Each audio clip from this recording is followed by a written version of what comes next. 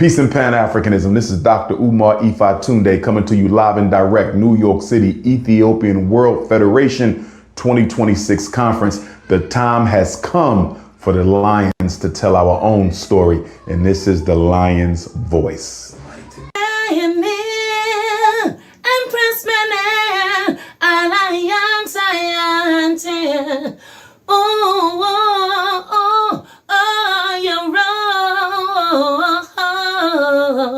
Universally unfold, be told, blessed love, this is Atege Idama, and it's time for the lioness and the lions, for I and I voices and stories to be told. This is the lion's voice, Ras Tafari.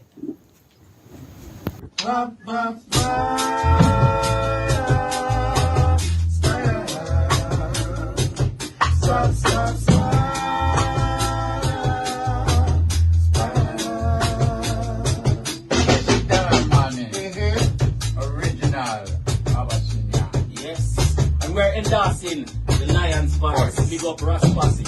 See? Big up Ras Tafari. It is time for the lion to tell our own story. Yes, sir. There is a land far, far away. There's no night, there's only day. Look into the book of life, and you will see that there's a land far, far away. Ras Tafari, that there's a land far, far away. Speak lion. Let's speak lion. Roll lion, roll every time. I will never stop hail the Most High, and I will never stop call Rastafari. Blessed love, this is Kushite representing for the Lion's Voice. We are here to tell our own story, Rastafari. Now drop your guard when it come to them, ya youth, ya. Them fully guard up and them quick fi execute, ya. Now drop your guard when it come to them, ya youth, ya.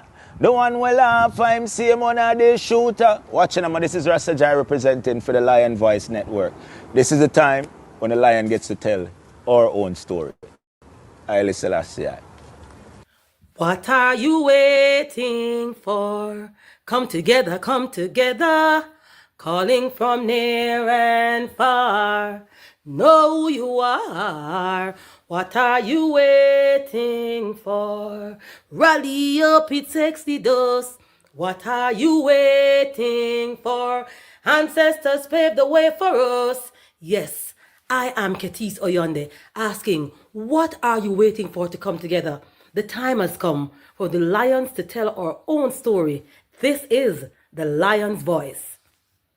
Yes, job people, this is Marcus Mosiah representing. I will say, hear the lion voice, saying it is time for the lions and the lionesses to tell their own story. King David killed Goliath with a stone, we original dread.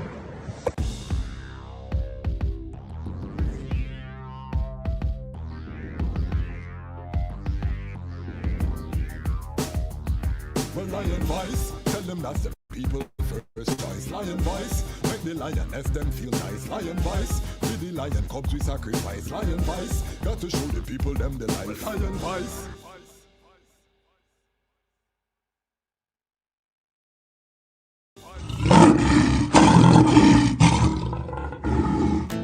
Yeah.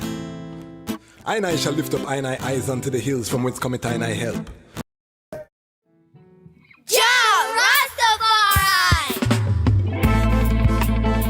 Them could never conquer the mountains, thousands of years and counting. Ethiopia rise again unto the world. Now we are announcing. Them a plan for war, we a plan for peace. And now we see them wanna go dismantle the base. When the trumpet sound and the violence cease, how we same one go build up the cities. Well, them a plan for war, we a plan for peace. And now we see them wanna go dismantle the base. Ras Tafari crown as the Prince of Peace. Him tell the youths them fi build up them countries. Well, front to us a son was born and a child was given, and the government shall be upon his shoulders, and his name shall be called the Wonderful Counselor, Everlasting Father, the Prince of Peace. Them call him Ras Tafari. When he was born, rain fall from the sky. Them call him Ras Tafari. When he was grown, in airplanes he fly. They call him Ras Tafari. The lion break the chain, weep not, don't cry. Them call him Ras Tafari. Read the Revelation chapter 5 verse 5. Then, born near the city of Harar, the inspiration for Bob Marley's guitar. People crowd him like some big superstar. It no matter if England or Cote d'Ivoire, no matter if you're brown or black like Qatar. Haile Selassie say fi end all tribal war. Time fi gather Mount Zion, fi drive solar car from the car straight to Zanzibar. Who we are, the sons of Ras Tafari. When he was born, rain fall from the sky. Ras Tafari. When he was grown, in airplanes he fly. Then Ras Tafari. The lion break the chain, weep not, don't cry. Then Ras Tafari. We do everything. iRoots Records, an online shop for reggae and dub vinyl, CDs and Rastafari books. Rastafari owned and operated for over 15 years. We ship worldwide. We have many titles from Frontline publications in stock. We have 50 plus Akabeka Midnight titles, which we believe is the most of any shop in the world. Special invite for the Lion Pride. Use code Lion's Voice and save 10% store-wide. If you spend $125 or more, the discount goes up to 15%. Visit us online at www.irootsrecords.com. The time has come. In the haunting echoes of violence against women in St. Angelica, a mysterious vigilante emerges. For the Woman Painted Purple unfurls a gripping narrative of empowerment, retribution, and the pursuit of justice. Brenda and her group sisters bond together in therapy over their common struggles, but soon their group becomes the subject of an investigation. As the vigilante's actions escalate, the relentless detective, Officer Woodley, races to unmask the mystifying figure. For the Woman Painted Purple is a pulse-pounding tale that explores the boundaries of justice, revenge, and the fighting spirit. This thrilling saga delves into the complexities of dealing with mental health, domestic abuse, and finding love after. Own your copy today. Visit www.devonigreen.com.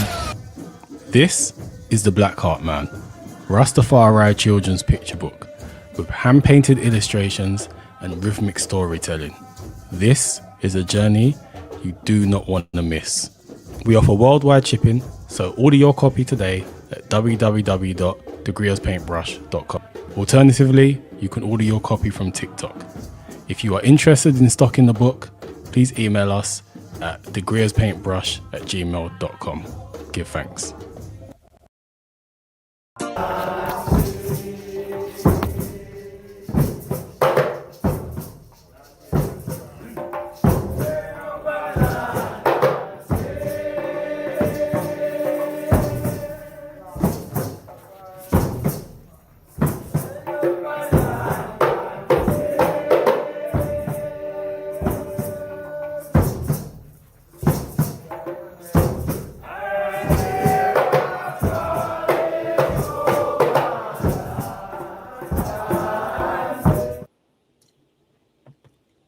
Greetings in that divine name of His Imperial Majesty Emperor Haile Selassie I.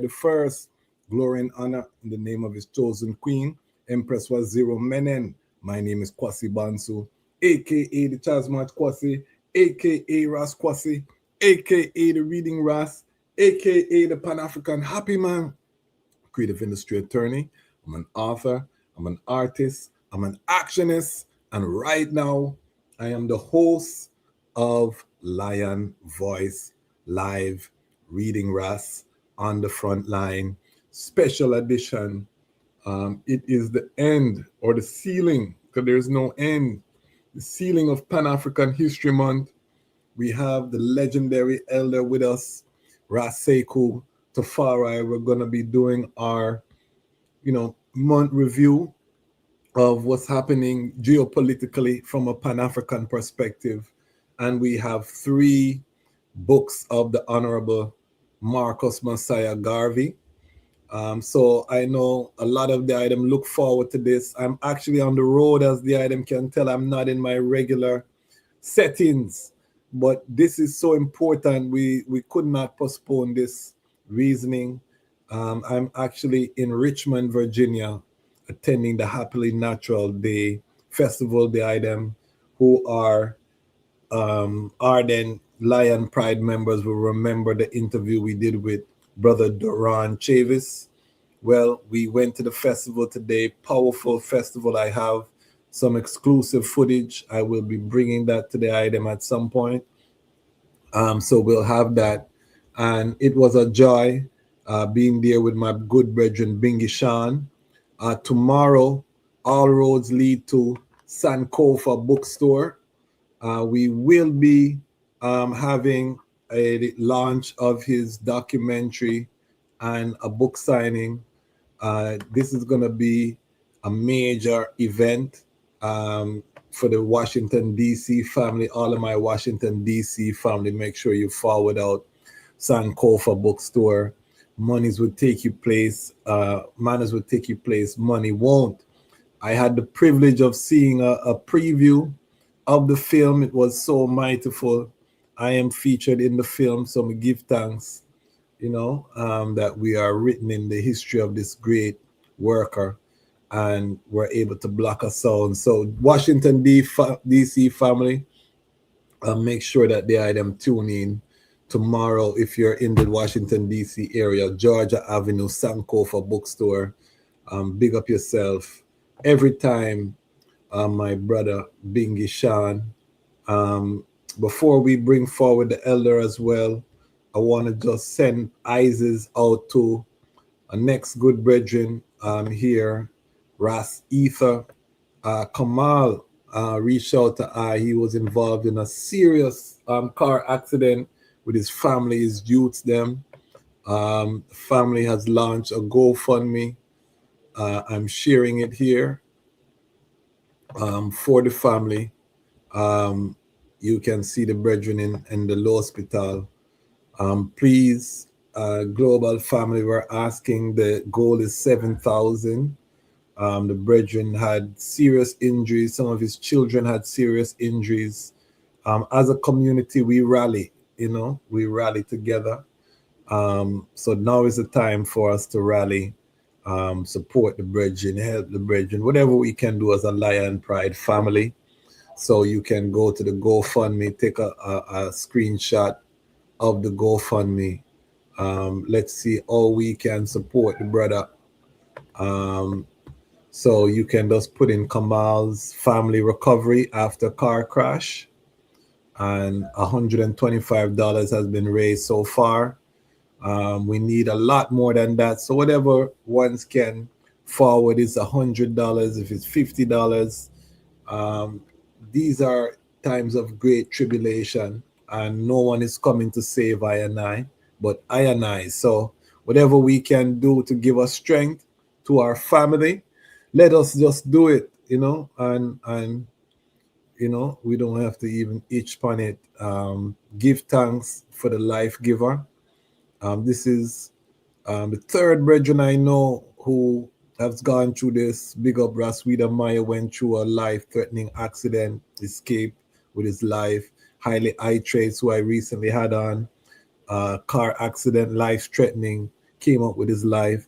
And now our good brethren, Ether Kamal, car accident, came out with his life. And a lot of it is our brethren are working, they're stressed, they're tired, different things are happening. So I and I prayers are with them, and just asking the global family to support the brethren.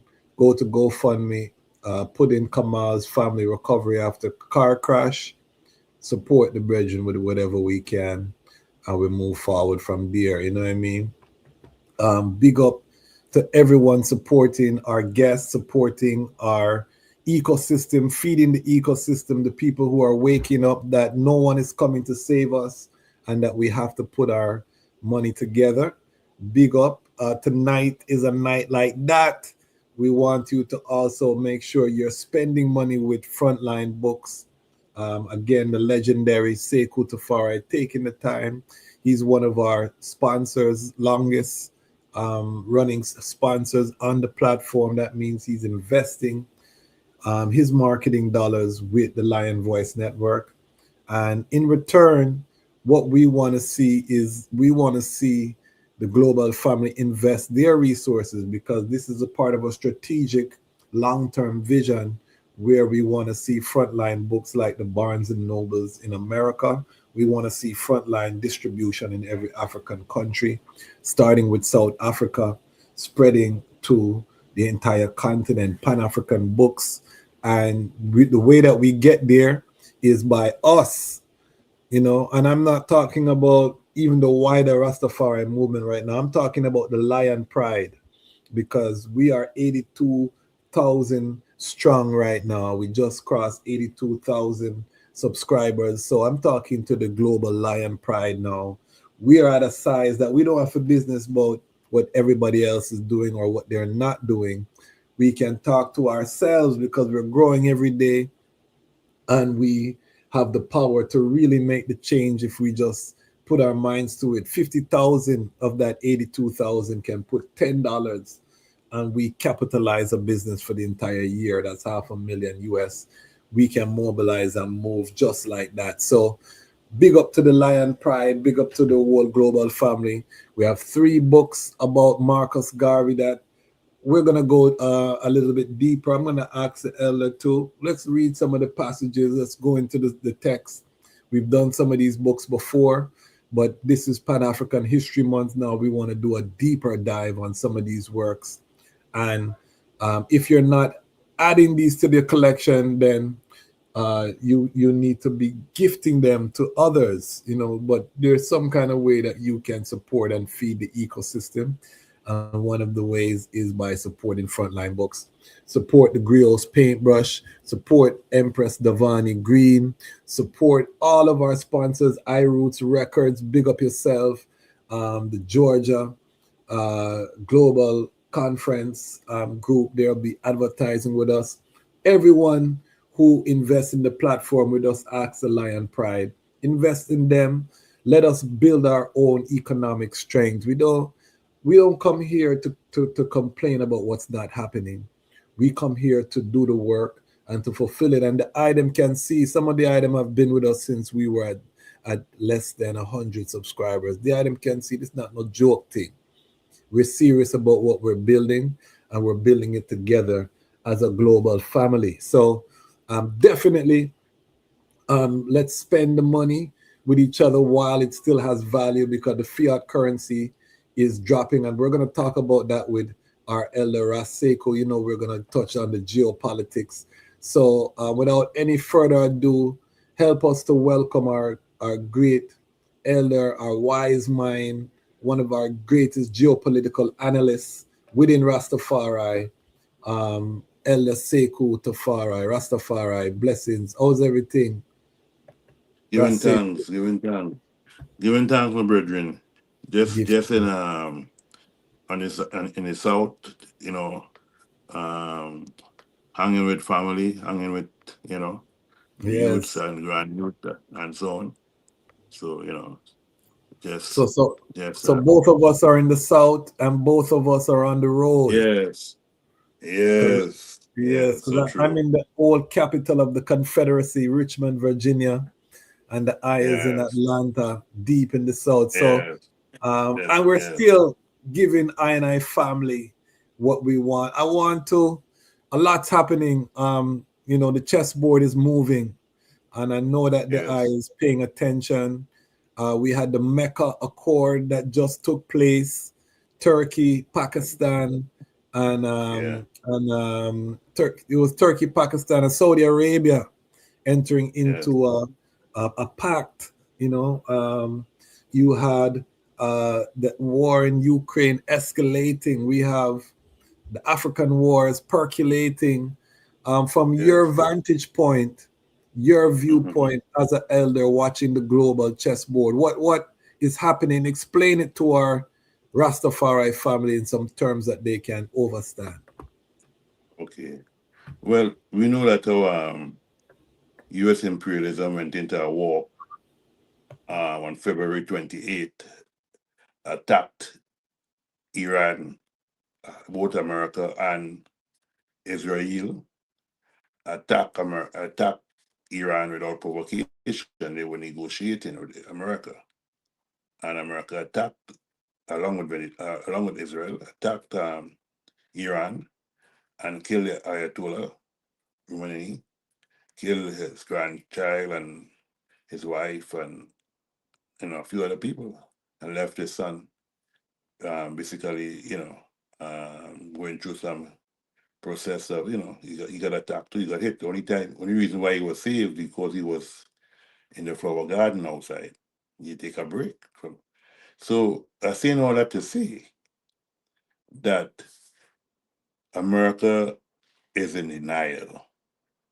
America, and that's when I say the America, I mean the ruling elite in America is in denial. Denial of what is good taking place, denial of the destruction they are bringing further and further to the masses of people in America and outside of America on the international scene, places across the world.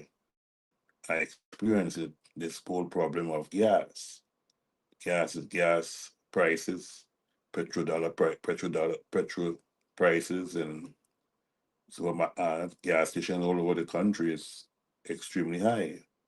Somebody told me today that petrol in I think it was on the West Coast, so it must have been California. It was like $6 plus a gallon. I just left the Midwest. It was like $4 and something cents.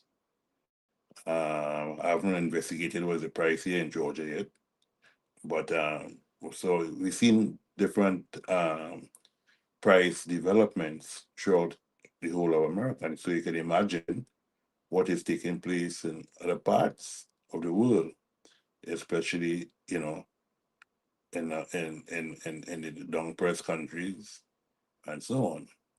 So it's a whole plan of destruction and what we call seizing of people's land and resources. So you're seeing a lot of that taking place. You saw that happened in early January with when he sees the president of Venezuela and his wife. So you're seeing a whole lot of different kind of things whereby what we call piracy of the sea. You see how many people they killed and boats they blew up illegally, because in America, if they charge you with smuggling, it's not a capital offense. But yet they were killing people in the high seas, people from the Caribbean and South America, without even saying sorry. Or, they were just doing it. So we're looking at a world right now where people are in total denial and people don't realize what they did in 2024. But maybe they knew what they did because they vote someone in office who basically betray what he told them he was going to do and what he told them he was not going to do. So at this point in time, we have a lot of problems. We have where by the whole attack on Iran, the whole attack on the war in Ukraine with Russia, all that is just side pieces, because at the end of the day, what they're doing is trying to see if they can manipulate to reach to China. So because China to them is a big iffy. So right now they're attacking the Soviet Union with British missiles and made in Britain, and also you have the drones that is attacking and killing people, equivalent to what we know as Amazon here. They've killed a few people who were working. They have killed children and so on. So not concerned about these pale-skinned people and their wars, but the fact about it is it also involves us somewhere along the line, even when it's not directly, it may be indirectly. So one of the things in my mind is since we're facing a degenerative society.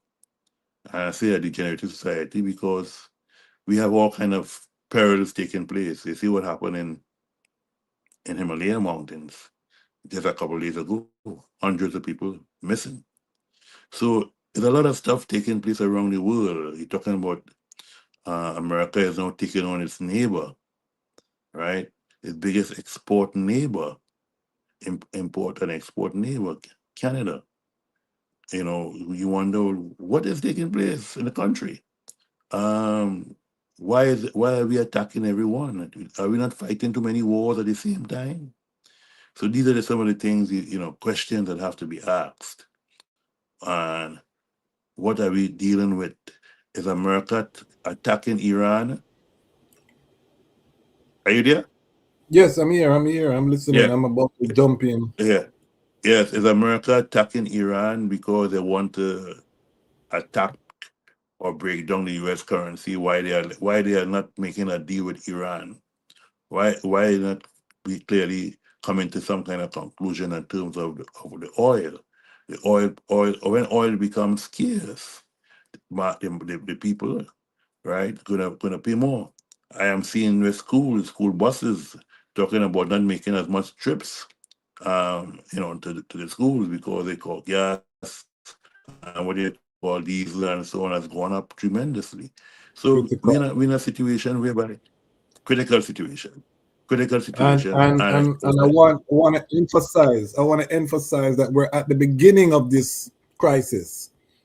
We're at the beginning. A lot of people outside of America don't know that in Gary, Indiana, they were without power for too strong. In America, no lights, no water for too strong. The entire city is a black city or subdivision, and they were without power or water. So the infrastructure is also starting to collapse. The lack of diesel, everything runs off of diesel. This is what we have to overstand. 30% of the world petrol supply is off the market, completely gone. This is millions of barrels a day that is off the market. So it's just starting to work its way through the system. This is going to impact jet fuel. This is going to impact your trucks that bring the food to your store. This is going to impact the ships that that sail the food from one country to the next country. All of that runs off of diesel fuel. So the prices on everything is going to be quadrupling. And we've been saying this for months here on the Lion Voice Network. So this is no surprise for our audience, for the Lion Pride, but we're just reiterating it, that we need to prepare. If you can afford to buy a generator, a solar generator, if you can, buy little things, but no matter where you are, right now is the time for preparation. This is why we are stressing the economics so much, because you're not saving yourself by keeping your money in your pocket and trying to go one way and think you're going to save yourself from this judgment. This judgment, the only people that are going to be safe are the people who build alternatives collectively. And this is why we are trying to really build this collective ecosystem. Use the fiat currency, which is the paper money, while it still have value. Because right now, gold is starting to climb again. All of the countries are dumping U.S. debt. The treasury bonds is what America uses there. All of the countries are starting to sell them. Japan, which was the largest holder of U.S. debt, is collapsing. The economy is in free fall. America tried to prop it up using the euro, flooding some euros into the Japanese economy. If it tries stabilize it, never work out. So the Japanese economy is in a free fall. And when we say free fall, Japan was getting most of its oil from the Persian Gulf. So now that the energy costs are double, triple for Japan, Japan is crumbling. And for those who know, Japan and South Korea are key pieces in the colonial architecture when it comes to Asia. Ras Sekou, in your entire life as a man that watched geopolitics, have you seen this level of chaos on the international scene as an elder? Or is this just a No, I haven't seen that kind of turmoil and disaster turning as we are noticing now, as we are witnessing now in our lifetime. We've seen so much chaos from West Asia to East Asia to West Africa, North Africa, South Africa, etc. We're seeing so much chaos going on in Europe, whether it's in terms of the heat, whether it's in terms of petrol, whether it's in terms of the new Prime Minister of England talking about supporting Ukraine in terms of supplying missiles and drones. So we've seen a lot. We've seen we don't know what's going on in Venezuela and South America. We just saw a big volcano tear down a lot of places in not only Venezuela but Colombia is the last one, the last couple of weeks. So you've seen a lot of things happening across the world. Yet there are no answers. There are no easy answers. But we spoke about it here months and months ago in terms of what is coming, and we proposed that in addition of organizing yourself collectively, also the fact that one must organize yourself collectively in cooperatives, in build up credit unions, things like that, because the whole idea of collectives, even buying collectives, to buy food collectively from wholesalers, 5, 10 people could come together. We mentioned that many times. The whole idea of growing food as a collective, as a cooperative, in terms of probably, these are some of the things that are very necessary. These are reality things. There is not pie in the sky. This is tangible. These are tangibles that need to be done, because you have to, no matter how much money you're making from corporate America, you're bringing in 10,000, 15,000, whatever, but you still need food. And if there's no food in the marketplace, in the supermarkets, the markets, etc., what are you going to eat? We're going to start eating one another. So this is real. So these are some of the things we had to deal with. How do we survive this Armageddon? How do we survive now that we know Babylon is falling? We were talking it for 70 years. Babylon gonna fall. Babylon falling. Now that Babylon falling, are we gonna be sorry for Babylon? When Babylon have sucked our grandparents and great grandparents and still sucking us, because we're still living in a period from chattel slavery to neocolonialism to industrial slavery. So nothing has changed. It just semantics has changed, but nothing has changed. We still, at the end of the day, being faced with the same realities. Just so you're not getting beaten by the master or his cronies with a whip, but you're being beaten in so many different angles. Because at the end of the day, all you could sell is your labor, and they put a cost on your labor, and it has a price. Yeah. Hence the reason, So people don't understand at all when they talk about even the industrialization. Industrialization, you ain't free. You still have to work for someone. You're still working for somebody. You're still selling your labor at a cost. Labor has a value, and the value you're selling it for is not determined by you. It's being determined by the man who is employing you. He determining the value, not the other way around. So these are some of the things that all has to be faced. Some of the realities in terms of what kind of society are we living in. Are we going to just chant and pray to God and for God to come and rescue us? Our foreparents been doing it for hundreds of years on the plantation, whether it's in North America, the Caribbean, etc. But if you notice, Brother Kwasi, you notice that in Africa, some of our brothers and sisters, man, are so colonialized that they turning the next cheek. They've been beaten by Chinese and other people who come there to create work. The governments in Africa, some of these sellout African governments, they're not looking out for the working class and the down pressed people, because they're allowing these people to come in. You can't join a trade union. They're telling you, the Chinese telling you, oh, you can't join no union. So that means you must work for whatever they give you. If they give you 5 shillings, 10 shillings, whatever, 5 naira, 10 naira, rand, whatever they decide, they give you, they expect you to accept. And if you rebel, they tell you, well, we could get workers out there for cheaper than you asking for. So it's a calamity. And we talk about African unity, but we cannot have African unity if we have a lot of people inside of the African countries who are basically thieves and crooks.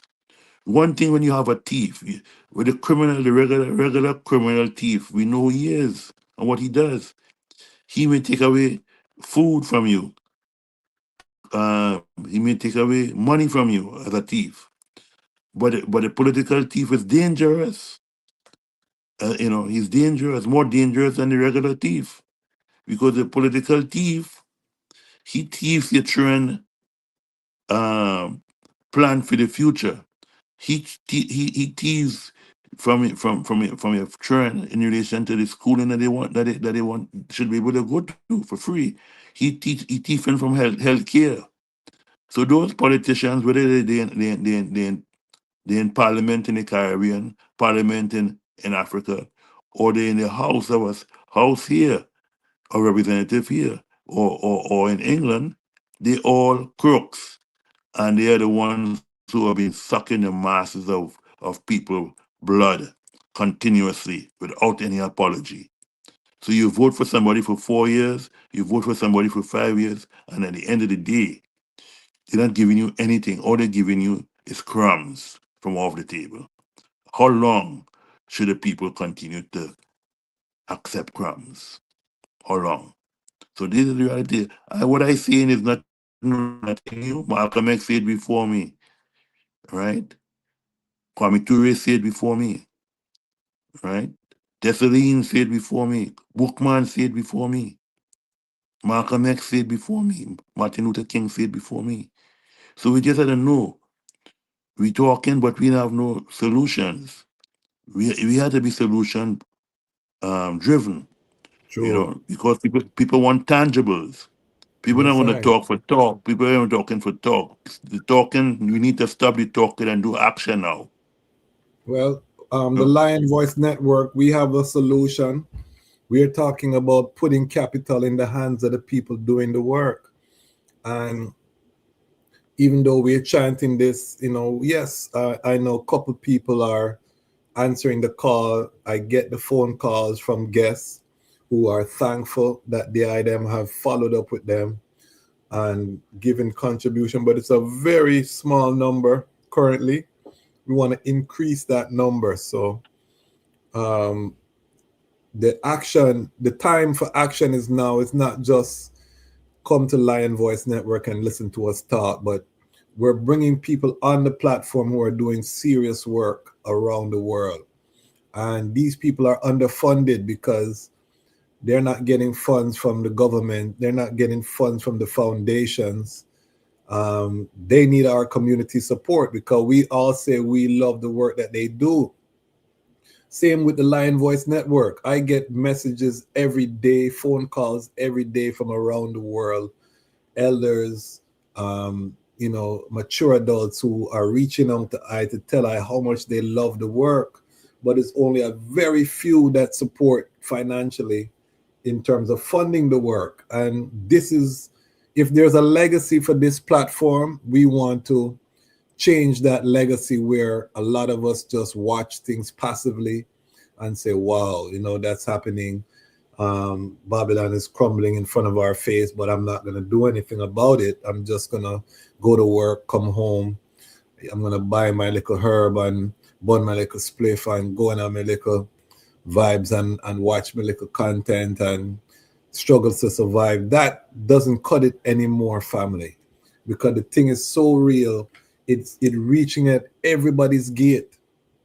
It's going to reach at everybody's gate, and everybody, the only solution is that cooperative economic. We literally have to build an escape.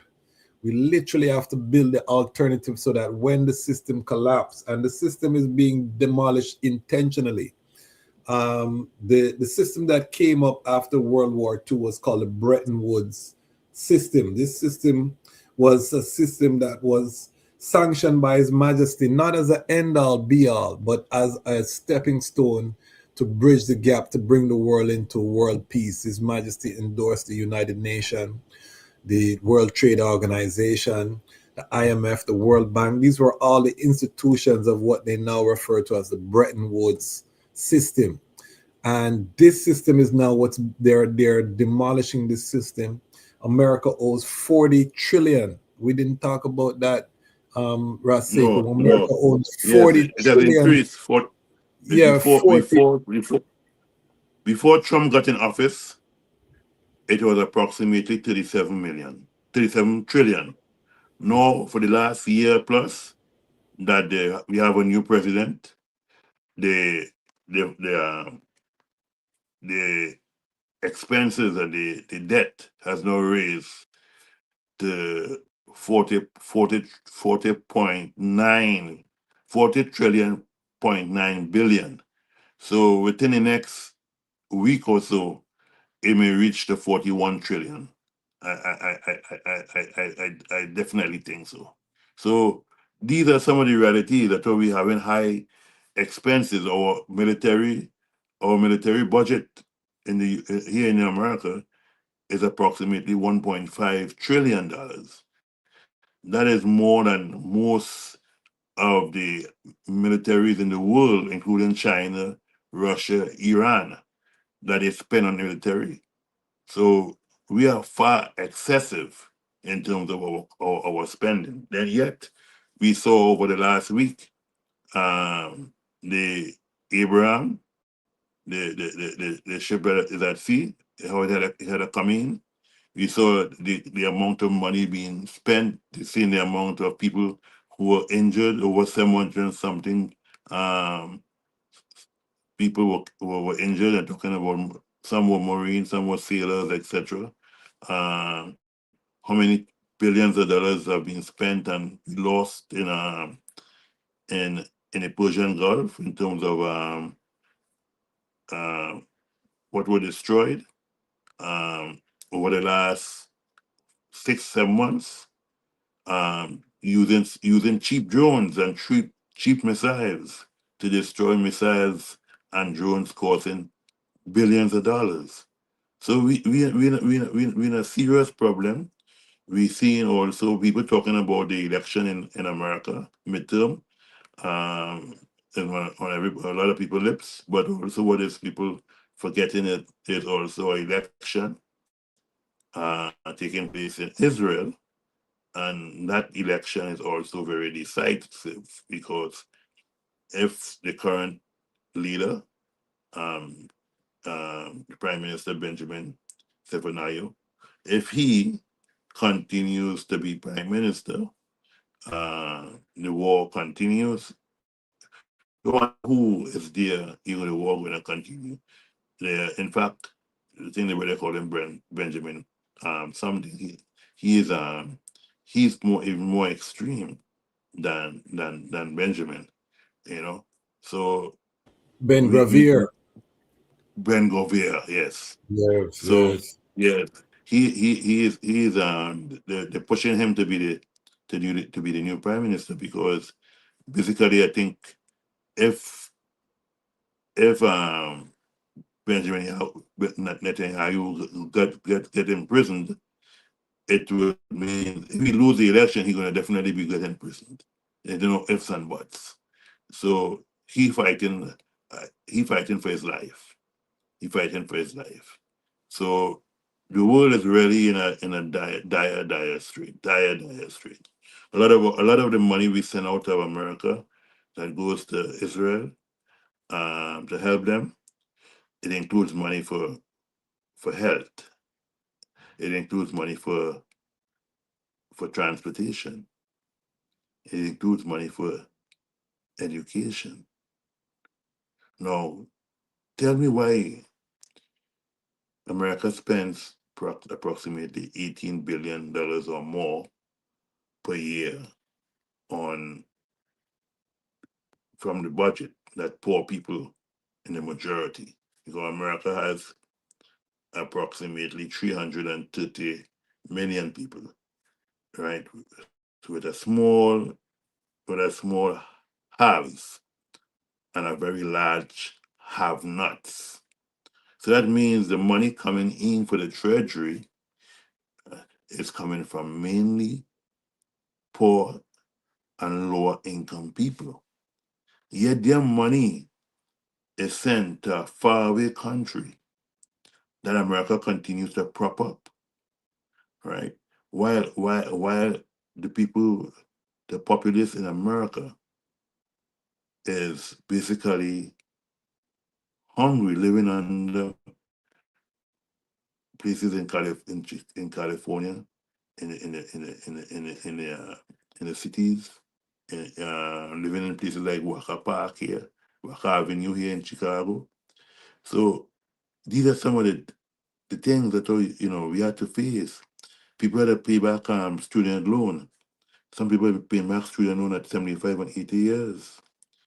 That should never be a country talking about liberty, freedom, and equality. Whose freedom? Whose equality? Whose liberty? All these things should be for everyone, not just a small minority of people. Um, People they want poor people to go to war to fight, but at the end of huh? No. Yes. So they want poor people to go to war to fight, but the rich politicians turned are not going to go to war. They're not going to go to war. They're either going to send them out somewhere, or they're just going to find a way to say. That's how the president said. He had um, seven bouts of burn spurs when he was asked to enter to go to Vietnam. So you have these kind of things taking place in a country that is in a desperate situation for survival, right? We see the whole how they manipulate Venezuela. The lady who is now vice president, apparently a lot of money was spent in Venezuela to succumb the whole reality. Hence the reason why Venezuela oil today is not benefiting the people of Venezuela. Similarly, Iran. Oil in Venezuela comes back to America, the money, and America keeps that money. And America decides how much money, if they feel like giving to Iraq, I should say, sorry, Iraq, or Venezuela. So these are some of the realities that have to be looked at. Why are we allowing all our taxpayers' money to go to a country which now getting free education, free transportation for the most part, education, etc., while the people here cannot get a third of that, half of that, fraction of that? Everything you gotta pay. I mean, you can't tell me that, oh, this is supposed to be the richest country in the world, yet there's a fraction of the population who is on Obamacare or who have good health care. A fraction. That's real talk. How we need to address these things. So you have a revolution of 1776. We just celebrated 250 years. So you're celebrating 250 years of independence, so-called independence. What independence is for what? It's a struggle for land. Any revolution is for land. Land is a land and power. That So if you have a revolution for land, yet you say to the people, right, that this country is supposed to be for everybody. Yet there's a section of people who were not allowed to be human beings. They were considered to be less. And they used that whole concept as well to deal with the whole we call the college, the election, the electoral college. That whole 2/3. So these are some of the things that yet have to be addressed. The whole idea of election, why it is that you have all this just gerrymandering taking place within the confines of across the country. How do we deal with these things? At the end of the day, you have 330 million people in a country, and then you have 1% of that population who is benefiting and eating bread while other people are eating crumbs. Something can't be right about that. Where's the answers? Who should we look for the answers from? And if we are looking to an outside force for answers, how come the answers are not being given? These are some of the questions we need to ask, some hard questions that we need to ask. Because why?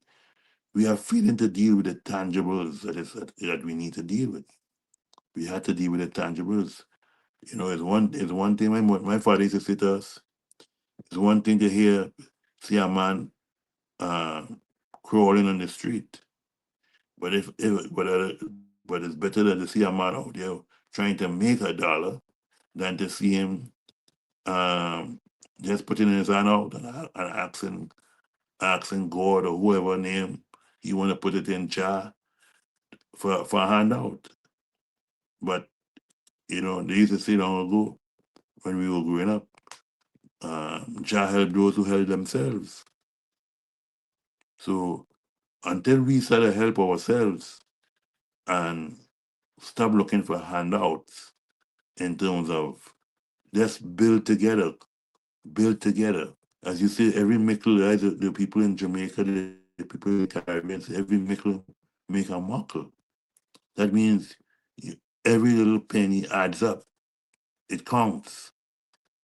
We in the Caribbean, one of the things that we brought forward from Africa was the retention of things like susu or padna, kayak, how we build houses together, and the houses are built in a quick time. We lose all these things, so we need to recultivate some of these things. I'm not telling nobody what they should believe in and what they should not believe in. But the reality of it is, if something is not working, why are we continuing using it? For what purpose? Give thanks.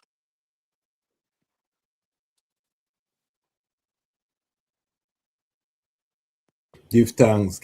And that takes us into our books for today. I want to say, in terms of my view, Ras Sekou is one of our great geopolitical analysts that we have in the movement. But we have an ancestor that was also one of the most astute geopoliticians or geopolitical scholars, and that's the Honorable Marcus Mosiah Garvey. And when you read his works, you see how astute he was in terms of analyzing the globe, the black man's position from a global level. And this is what made his appeal so unique and so potent. So I don't know what book you want to start with. Ras Sekou. We're going to start with Lessons for African People. All right, let So me this book. Let me pull it up. Hold on 1 second. Yeah. Okay. Let me pull up the website.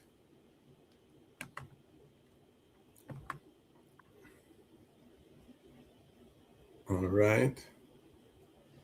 So although this book is a repeat on this platform, the reason why we emphasizing this book, especially in this month of Marcus Garvey, in this month of Pan-African Month, is because this was a class, the closest he could come to Garvey writing a book is this class of 1937, which was done in Nova Scotia in Canada. So Garvey called, after being banned and deported in 1927, after being railroaded by the government along with the head of the FBI, Marcus Garvey realized his organization was running low. They were weak, getting weaker and weaker. So he decided to call a convention in Canada, because since he could not return to America, he decided to call a convention in Canada in September of 1937, and he called together the best of the best within the UNIA and the ACL. Well, you know what the UNIA means, Universal Negro Improvement Association. ACL was a combined organization that he made, and that ACL meant African Community Leagues.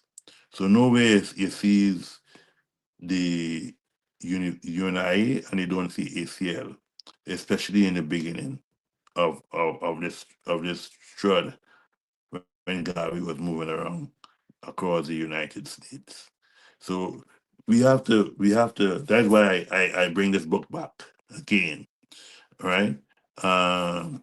It's a book, it's different to whatever is out there in the market, and I must stress that. This has changed the flex on the word black and Negro, and has replaced it with the term Africa, African. Some people may say that, oh, we are not Africans. I beg to differ. I would just say I am not I'm not a continental African, but I'm an African per se. Malcolm X had a great point when he said, if you take a cat and put it in an oven, what would it make? Would it make kittens? Or what would it make? So these are the realities, why we should be African. Because when we left Africa, coming to North America, coming to the Caribbean, coming to South and Central America, we left Africa as an African. You might be an African who was a prisoner of war. You could have been African who was railroad and put as chattel slave, but you left as an African, right? So if you left as an African, you can't come and now become what brownies. What how the term change from you being an African to being what?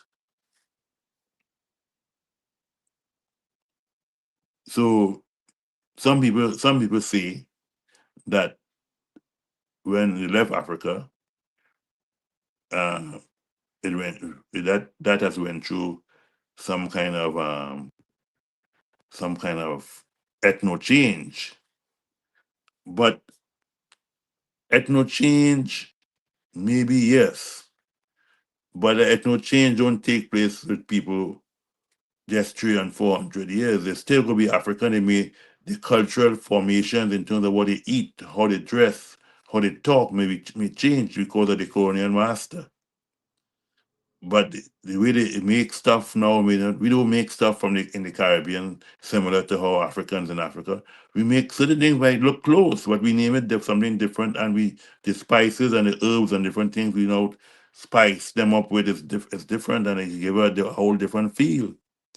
Similarly, being here in the United States, the certain foods that we eat because they love black eyed peas. We love black eyed peas. We eat it around the same time in the Caribbean, as they do here in terms of New Year's and some of these different times, right? Because people must remember that there were conscious efforts being made by the slave master here, and the whole idea that the slave master here was much more lenient because here in the Caribbean, and that is one of the reasons we in the Caribbean, as African Caribbean people, we hate Batmanism. We dislike it to the core. I know I dislike it to the core. Why? Because they used to use those methods to break our brothers, especially the big brothers, right? They use those things to destroy our brothers, destroy some of the brothers who came from Mandinga tribe, nation, and so on. So we must be, and in addition to that, that practice anyway does not continue the whole question of increasing population. It helps decrease population. So what are we here for? Procreation, right? We are here to procreate the different nations of the world. So we must look into ourselves and really look for answers, because the answers are all there, as Their Majesty pointed out. Who should we ask? So this book, fundamental. Whether you get a version from Tony Martin or not, but our version is solid because we replace the word Negro and Black with African. Okay. And this is a reality. Is So it possible for get you your to copy. read? Is it possible for Every you to read man, a small passage? woman, and child who is African or African descendant, if you want to say is a descendant, because probably a dog is a descendant of a fox. So if you want to say descendant, then you could say it. But I would say ascendant as a Rasta man.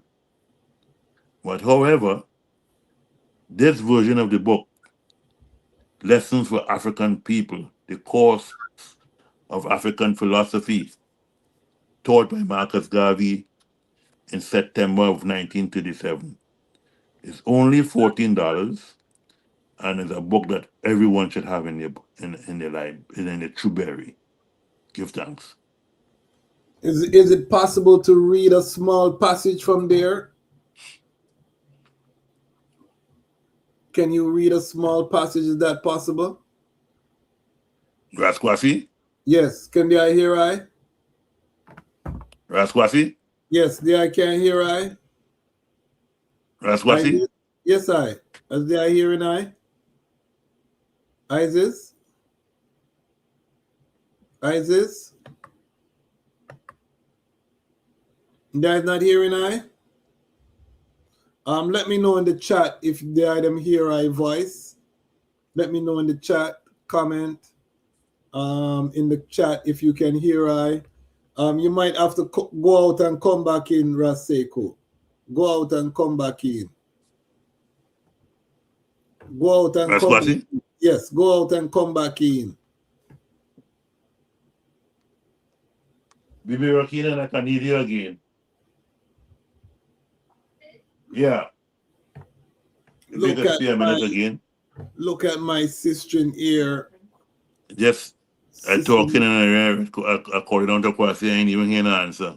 Yes. Go out and come back in. Go out and come back in. Maybe that. Go out and come back in. Go out and come back in. Find a better system to do this thing. Can you go out and come back in, Ras Sekou? We're gonna work it out. It's part of we're gonna work it out. We're gonna work it out when he comes forward. But let me just take the time to big up my sister Nyla D. She has come on the scene and is providing such a balance to Ras Roots. You know, Ras Roots is one of our foundation Lion Pride members. He's a moderator on the channel. And Sister Nyla, I think I'm going to make the I a moderator as well. The I really has come in with such a mighty strength. We have some sisters that I see are rising up right now, answering the call. I have another sister X Mara, sends I $10 on Cash App, just randomly, with just sending a strength. These are the, what I would love to see is if we have 20 people every time we go live that can give $10. I mean, that's a small contribution, but it helps.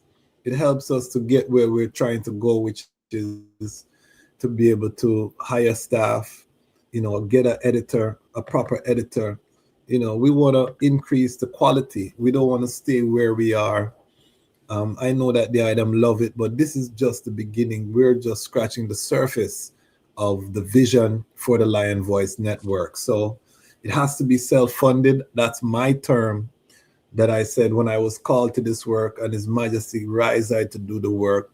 One of Iman condition was that this have to be funded by the people, because we understand very well what happens. I've done major events. I advise clients who have major platforms, and we understand very well what happens when you rely on one or two major sponsors, and those sponsors' priorities change. It leaves you with a huge gap in your budget and can potentially destroy your organization. We don't want to get to that point. We want most of our funding to come from the item, the audience, so that is the most secure. It's the hardest way because it takes a long time to build the trust of the audience that we're going to deliver.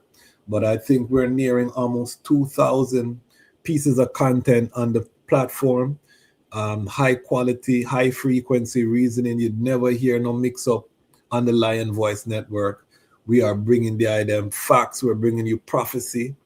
We have receipts over here. You can go into the archive and see when we were talking about Iran and the Straits of Hormuz years before anything happened. We said this is what the play is, and the item have been with us long enough to see the play come to being. We are the first to say World War III had started. Now you see the mainstream media start to use these words. So we are way ahead on Far Right Media. So support and make sure that the item support by buying lessons for Africa. Ras Sekou, can they hear right now? Yes, I. Okay, give thanks, give thanks. So I was asking is it possible? The thing is very bad. Yes, yes. Wi-Fi. I was asking if it's possible for you to read an excerpt from lessons. How your glasses them? I know sometime Yeah, maybe but you know wrong. what? I'm dealing with a problem. Okay, okay, So okay. Don't worry, that's why I'm one who love to read, but the last few years I've been unable to read because of dealing with a serious glaucoma problem. Yes, yes, yes. No worries, no worries. Yeah. But So you could read it. You could read it. You have the book, or what? You don't have the book? I'm on the road. I'm on the road. Oh, you're on the road. Yes, Yes. yes. So I But don't have. I see. I walk with my books. You know. That's why you're I walk with my books. That's why you're the elder and I'm the student. You see, I'm learning. You see.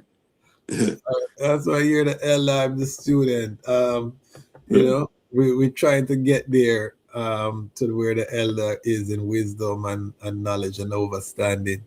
Does anyone have any questions for our elder about this first selection we're going to go on to? We have two more books that we're going to be talking about. But before we leave off of this book, if you have any questions, put them in the comment section. This is our monthly program, Reading Ras on the Frontline, Lion Voice Live. And we have the legend here, our number one Rastafari publisher in history, undisputed. And he's here on one of the rising Rastafari independent non-aligned media platform, the Lion Voice Network. So this is your opportunity, family. Any questions on the book? And this makes a great gift to family members, to a niece, a nephew, your son, your daughter. So don't just think about these books as you're buying them for yourself or because you have them in your Trueberry that you don't need to buy another copy. This is a great gift idea. You know, we have our family that might be in the matrix, in Babylon, and birthday come up, baby shower come up. As a conscious person, these are the type of gifts that are beautiful to give because you can be the person that nephew or that niece say, you know, my aunt, my uncle gave me this book and it changed my life when I read this book, and I read it because they gave it to I. You know what I mean? So this is the power that you can have by gifting something like lessons for African people. So I don't want the item to just think about, oh, I have that on my shelf already, I'm just going to ignore. No, buy it as a gift and gift it to one of the family members, especially it's under $15. Very few gifts that you can get for such an inexpensive price that can have such a great impact. Marcus Garvey, one of his greatest works. Is there anything else you want to say about this book before we go on to the next selection? Yes.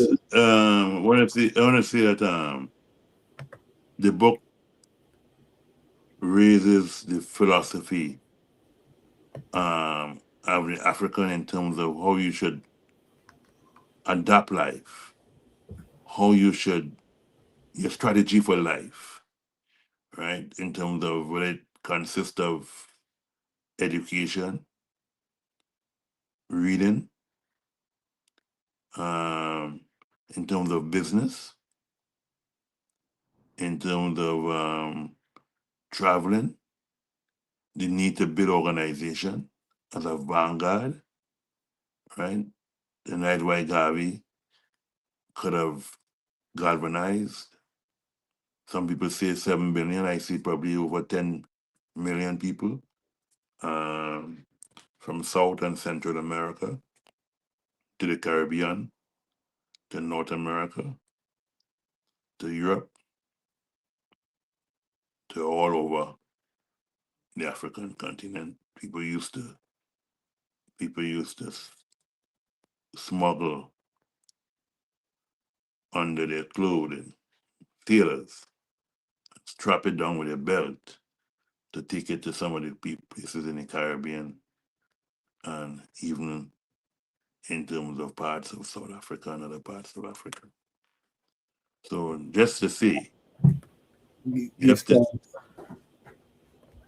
Go ahead. Sorry. you have to say, Complete your you thought. could see Complete the your thought. reality of Garveyism, you could see the reality of Garveyism and what it meant, even when they had to smuggle it outside of America, so people could. And one of the reasons why Garvey was so strong, he saw the need to awaken the African man in terms of education, literacy. So one of the first things Garvey did when he went to Costa Rica in 1910, when we asked the question, what was it? He set up the La Nación, or the Nation newspaper. That was one of the first newspapers he set up. So he saw the need to lift the people, to edify and educate the people, right? Because they always try to brainwash our people. Most people remember who grew up in the 70s, 60s, 50s. There was a character called Tarzan. Tarzan used to go to live in the jungle of Africa. A white man, a pale skinned man. But Tarzan could talk to the animals and the trees. And he had a woman called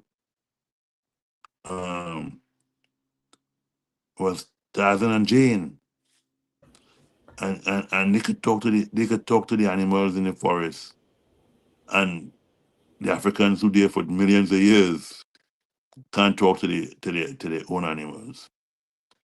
That is to tell you the kind of brainwash in terms of colonialism and neocolonialism, that why we're still in the position that we're in today. So we have to wake up. And so Garvey did the newspaper. Very important for every organization should have a vanguard. Very important. So that is one of the reason why I would say again, you need to study this book, because it's not just a book, it's the philosophy that Garvey gave as a guideline to his top cadres in the UNI/ACL. Give thanks.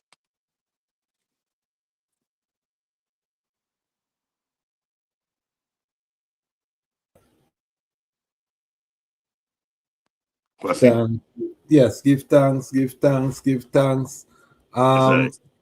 Okay, so we're gonna stop this one. And we have two more books that we want to talk about. The feature tonight is the Honorable Marcus Mosiah Garvey. What is the next book that you want to? I would like to highlight this book done by a Rastaman, Rastafari brethren. Yes, this one caught my interest. This one caught my interest. Yes, it's called The Rastafari View of Marcus Garvey. And it was written by I. Jabalani Tafari, Jamaican brethren, who known as a newspaper writer, and he was a writer who worked on in the media. One of the first Rastafari brethren to work in the media as a journalist in Jamaica on the TV and so on. And he wrote this book because of his love for Garvey and his love for Rastafari, called The Rastafari View of Marcus Garvey. Very pertinent in terms of linking Garvey to Rastafari, because sometimes I think we forget that Rastafari, how close Garvey was to Rastafari. He had a contradiction here and there, but there was a closeness. He had Howell, who we can say is one of the closest, even though Rastafari was labeled here in America. But if you look at the closeness in terms of one who chanted Rastafari to the heights in terms of not saying Jesus Christ or what said it or this is it. We now have to worship. We have to worship. We have to deal with the beginning and the end, the alpha and the omega, the female and the male energy. And that is what Garvey had put forward. And in terms of, black people. And however he used to be around Garvey, especially in New York before he came back to Jamaica, he argued and defended the whole idea of the head, which is mother, father, and child, or what we call the alpha and the omega, the beginning and the end. Right? So very important. So this is Garvey again, written by I. Jabulani Tafari, and his Rastafari view of Marcus Garvey. It actually is selling for $18.95. So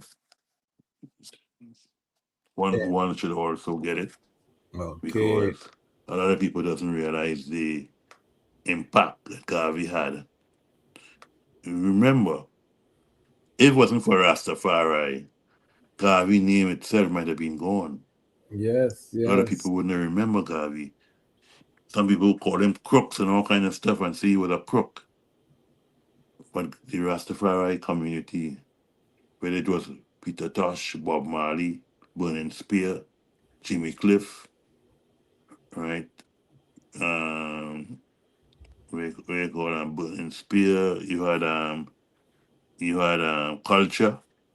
All these brothers were talking about Garvey in the early days, and that kept the name of Garvey alive. So if it wasn't for Rastafari Garvey, we wouldn't have even uphold Garvey or remember Garvey. I'm talking about the general population in the world, African population. So this Garvey is the Rastafari community that give Garvey life. So read this book directly from a strong Rastaman, Rastafari brethren. We had to check it out. Only going for $16.95. Rastafari Review. I think it's very Marcus important. Garvey. Yeah, it's very important. I Jabulani Tafari. It's very available, important. and I put forward this as a great suggestion. One day we'll have him on the platform where he could talk about it himself. Yes. Can I hear I? Can I hear I? Ras Sekou? Is hearing I? Okay, he's not hearing again. Ras Kwasi? Yes, we'll allow the elder to come forward. But yes, family, you hear. I remember early in my child, we used to hear about Marcus Garvey as John the Baptist, kind of preparing the way for His Majesty, and it made sense to I. You don't hear those sounds anymore. The Bible is controversial within the Livity right now. A lot of ones don't want to deal with a biblical interpretation. But I know that our Bobo Shanti family hold firm on Honorable Marcus Garvey and his place. They place him within a trinity with His Majesty and King Emmanuel. So definitely, there are aspects of Rastafari that have never shirt from Marcus Garvey. I know a lot of Naya Bingy man who burn out Garvey completely to ashes, don't want to hear nothing about Garvey because I'm this the king. So we have some extremes. And I think the truth falls somewhere in the middle. His Majesty himself demanded on his visit to Jamaica to go and lay a wreath on Marcus Garvey's grave, added it to the itinerary. So there's no hard feeling from His Majesty point of view. So I don't think any Ras should begrudge His Majesty. Garvey, if His Majesty never set that example. His Majesty never carried no feelings about what Garvey said about him. Probably only sadness that Garvey wasn't alive to see the victory. But so let us just celebrate the brethren works. The brethren did great works. No other Pan-Africanists achieve in terms of mobilization what Garvey achieved. You know, a lot of, you know, it's fashionable now to diss Pan-Africanism. You know, you have certain segments of Black Americans that are now going anti-Pan-African, the FBA movement being the most notable. And, you know, one of the disingenuous parts of the movement is, you know, claiming that Black Americans have done everything for Pan-Africanism and nobody else did anything. And you have to ignore Marcus Garvey. You have to ignore Malcolm X. You have to ignore Dr. Martin. I mean, there's so many holes in the argument. I don't argue with those ones because a lot of them are not well read. Because you couldn't make that argument if you know the history of how interwoven I and I struggle has been as Black people, you know. And likewise in the Caribbean, likewise on the continent, you're going to find so much overlap when you start to research and you dig deep and find that Black people have always been moving, always been traveling, always been impacting. And I support us retaining the unique aspects of all of our cultures because everyone has something to bring to the table. There's no culture stronger than Black American culture that I think we can all agree. I mean, I think it's self-evident when you go to any place around the world, you see the youths them emulating Black American culture. So we don't have to argue that. But, you know, when you argue that no one else did anything for Pan-Africanism and these things, especially when Pan-Africanism is being led out right now by the AES, it's not even in the West that the Pan-African Frontline is being led. It just showed me that you're not really in tune with what's going on. And this has become so popular online that is definitely bearing all the hallmarks of operation, you know, misinformation operation to keep I and I divided and fighting each other instead of uniting and building an economic strength among each other, because that is the liberation right now. It's having the capital so that we can continue to build the institutions that will bridge us to get to that Zion Edenic state. We need some institutions that will be the bridge that will bring us across to that fullness. Royal greeting, Ras Sekou. Yes, I. Yes. Perfect love, family. So big up Ras Jabalani. We're definitely going to try to get him on the platform. I was just saying that when I was early in the trod, we used to hear that Marcus was John the Baptist, you know? Yes, indeed. And we don't hear them sound anymore about Marcus, and you know, it's not. But you cannot. I think the Bobo still talk about it though. I said that. But you cannot hear. You can't talk about the origin and the uprising of Rastafari without talking about Marcus Garvey. You know, it's inextricably linked. Yeah. I had someone in my comment section, a brethren living in Shashamane, I'm not gonna call his name, an elder, who said that Rastafari have nothing to do with African liberation. You know, this is a Christ kind of all races, all people movement. And I had to pull up his socks in the comments, you know, because I'm saying, how can you say Rastafari have nothing to do with African liberation? But this is why it's so important for us to make sure that people understand the history and that people understand who is Marcus Garvey, what did Marcus Garvey do, how did he set the condition for the rising of Rastafari in the West Western Hemisphere, because regardless if you accept that Rastafari started in America in 1919 with the rise of James Webb and Grover Wedding and all of those, even if you don't accept or you accept those brethren were impacted and influenced by Marcus Garvey. There's no doubt.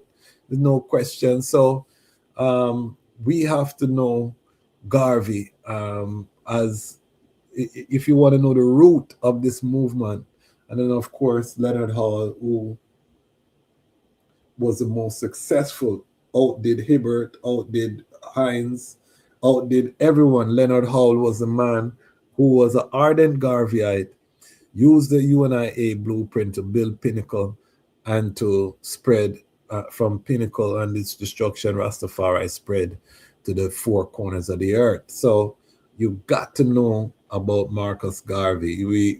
It's non-negotiable when it comes on to Rastafari. Big up I South Africa family tuning in. Brother Edwin, big up yourselves. We are a global platform. And I want to just shout out my African family who up in the wee hours of the morning watching the Lion Voice Network, because a lot of them tune in live.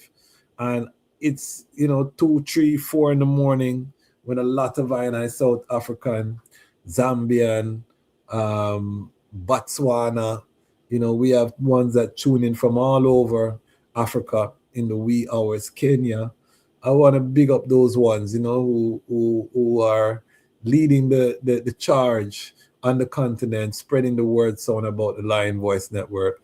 I just want the item know that you are seen and we love the item and, just maximum gratitude. Ras Sekou? Yes, I. Yes, I'm not seeing the camera on.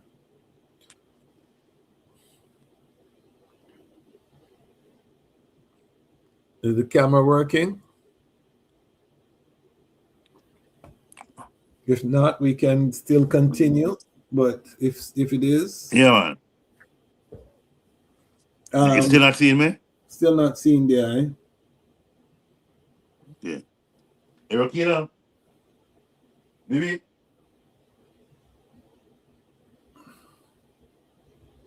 While we sort out that, let me just again big up all of the global family who have been supporting I Uprising.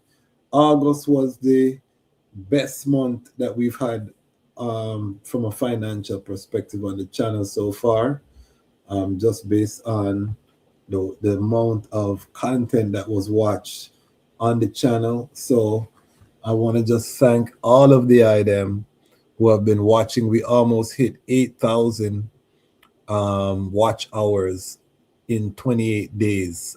To put some context to that, to monetize your YouTube channel, you need to do 4,000 watch hours in 12 months. So within a year span of time, you need to have people watch 4,000 hours of your content to monetize your channel on YouTube. We did almost 8,000. That's almost double that in 28 days. So big up the eye themselves. I mean, a lot of that, to be honest, was Dr. Umar interview. That interview is doing very well. A lot of people cuss Dr. Umar, but the eye them watch him. One's watches is content. So the brethren has the attention of the masses. Greetings. Yeah. You hear me? Yes, I hear and see the eye now. Perfect love. Yes, I. Yeah, the reception is very poor. Yes. Is that my sister, Mama Rakina, in the background there? Yes, that is your sister Rakina. Okay, blessings, my sister. Yes, we're looking forward to welcome the eye forward again soon, hopefully. Okay. Yes. Okay, that would be wonderful. Yes, perfect love. Give Nice thanks. to see you, my brother. Yes, give thanks. This is a family affair, people. That's how we move on the Lion Voice Network. Yes. We're a family affair, and we're blessed with so many great minds that we draw from in our Pan-African family. So, Ras Sekou, is there anything else that anybody had any questions to ask? Yeah. Do we have any questions about the work? Let me show the work. Big up Ras Jabalani. Do we have any questions about this book, A Rastafari Perspective on Marcus Mosiah Garvey? Rastafari view of Marcus Garvey. Yes, It's a yes. Rastafari perspective. And it's going for 1895. Very reasonable. It's a 6x9 size book. Yes. So we're looking for that strength. Again, big up everyone who has supported. These make beautiful gifts for the niece, the nephew, the son, the daughter. So if you already have it in your collection, consider giving it as a gift. But let's make sure. And any people, anyone who might be in captivity, you could send it to them as a gift because it's a paperback book. Yes, yes. So, so sometimes people change their lives, or they want to know something about Marcus Garvey, they want to know something about Rastafari. You could send them a copy of that book as a gift to to the inmate in the hellhole. Does Ras Jabalani talk about the John the Baptist comparison in this book? I can't remember, but I think he might have. Yes. Okay. Because for those who are not familiar with the Bible, John the Baptist was related to Christ, but he was the one who really started preparing people by baptizing them in the Jordan River and telling them to prepare for the Son of Man is at hand. Basically, that the Almighty is coming, the kingdom of the Almighty is coming. So he was, he had a huge following. He was a forerunner. He was a forerunner. So people are saying Marcus, in the same way, prepared the black people of the world for the coming of a black king in the east. Look to the east for the coming of the black king, for he shall be a redeemer. And as we study more, we learn that Garvey wasn't the first to say that. That was James Webb, Reverend James Webb out of Chicago. Look for the coming of the universal king. And he was talking about His Majesty. But Garvey made a play and he included that in the play. So I think James Webb said that at a UNIA function. He was invited as a speaker at a UNIA function. And he inspired Garvey, and Garvey put that in a play. And that play now is what popularized it, so that the people, were looking that way when His Majesty was crowned. It had that resonation around the world. So again, we cannot underscore or underestimate or understate the importance of Marcus Garvey to the rising of the Rastafari movement. And that is why we are highlighting these books, and that is why every Ras need to learn about Garvey, from a unbiased perspective, and also realize that His Majesty was one of Garvey's biggest supporters and love what Marcus Garvey was doing in the early days. Sent emissaries to attend Marcus Garvey conference. They were present, sent a message to be read at one of the conventions. And this is pre-coronation. So Garvey is someone that had the attention of the entire Black world in his uprising. Any final sounds? And do we have any questions? I want to say too that Garvey did not only influence the African and the Black world, but he also influenced the Asian world. True. Because the great leader of the Vietnamese Revolution, the great Ho Chi Minh, acknowledged in his works and his writings that when he was in New York staying in New York, which he did for a few years. He came in working on a ship, but he would live in Harlem and he would witness the large turnovers and the large crowds that were attending Garvey sessions with the Black Cross nurses and so on a Sunday. And that inspired him even more. So when he returned to Vietnam, he always remembered Garvey and what Garvey meant to him as an Asian man from the Asian country called. So when America bought the fight from the French in that war, the Americans took on that war against the Vietnamese, and the Vietnamese beat them out. And Ho Chi Minh mentioned he had flyers flying from ahead in the planes to the communities where the black fighters were. And he said to them, "Black man, this is not your war. Go home. This is not your war."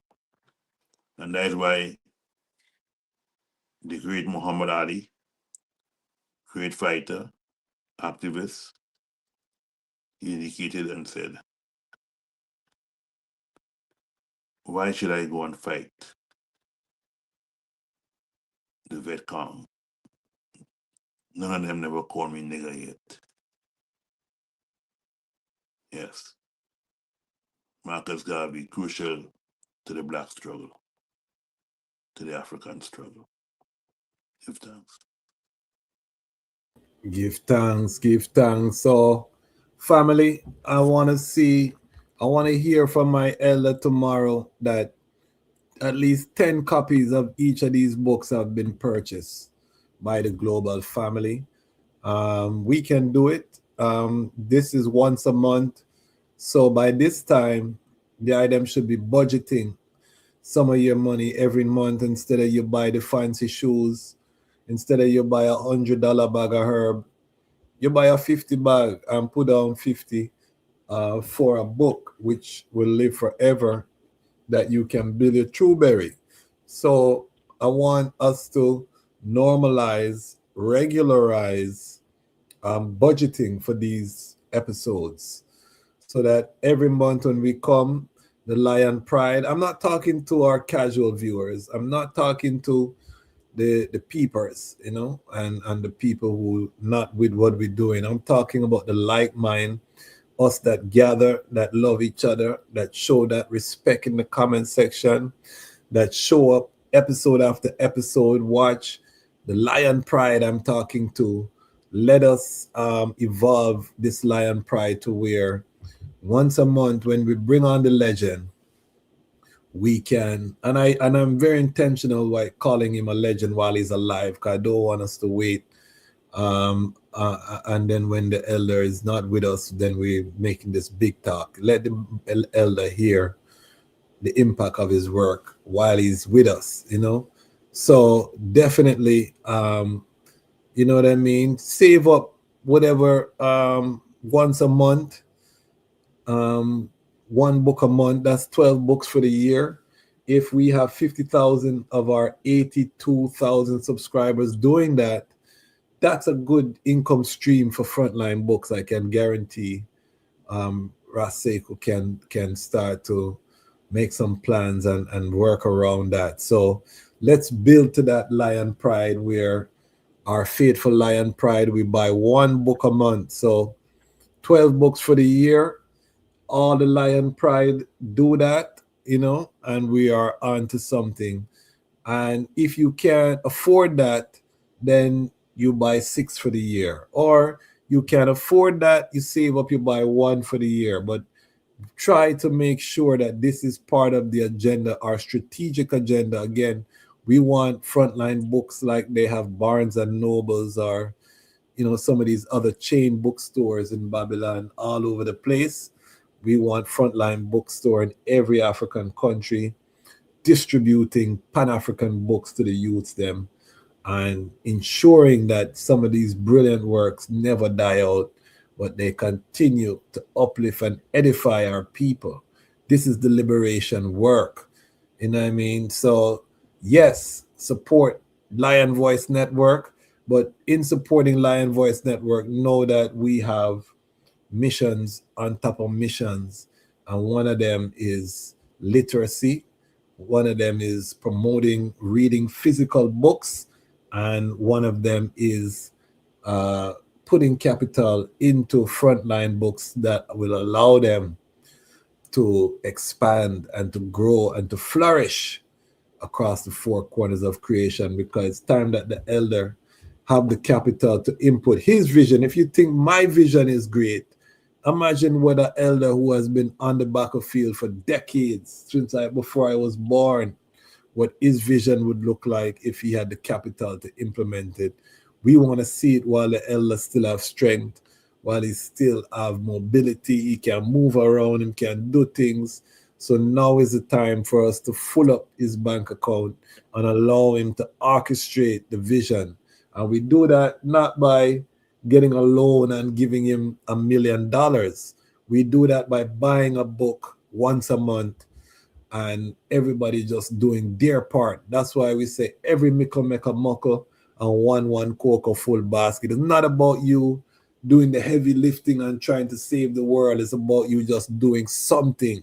And that something is just buying a book once a month. That is more than enough, more than mighty, you know what I mean, in terms of us fulfilling. And when we get the numbers, when we get to the 50,000 doing that, now we are fourth lion pride, you know what I mean?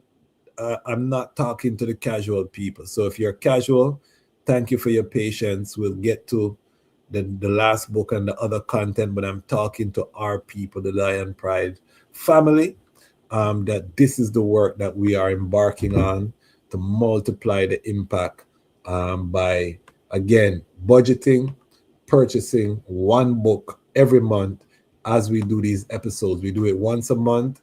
The last Saturday of the month is where we've kind of settled it. So just budget yourself.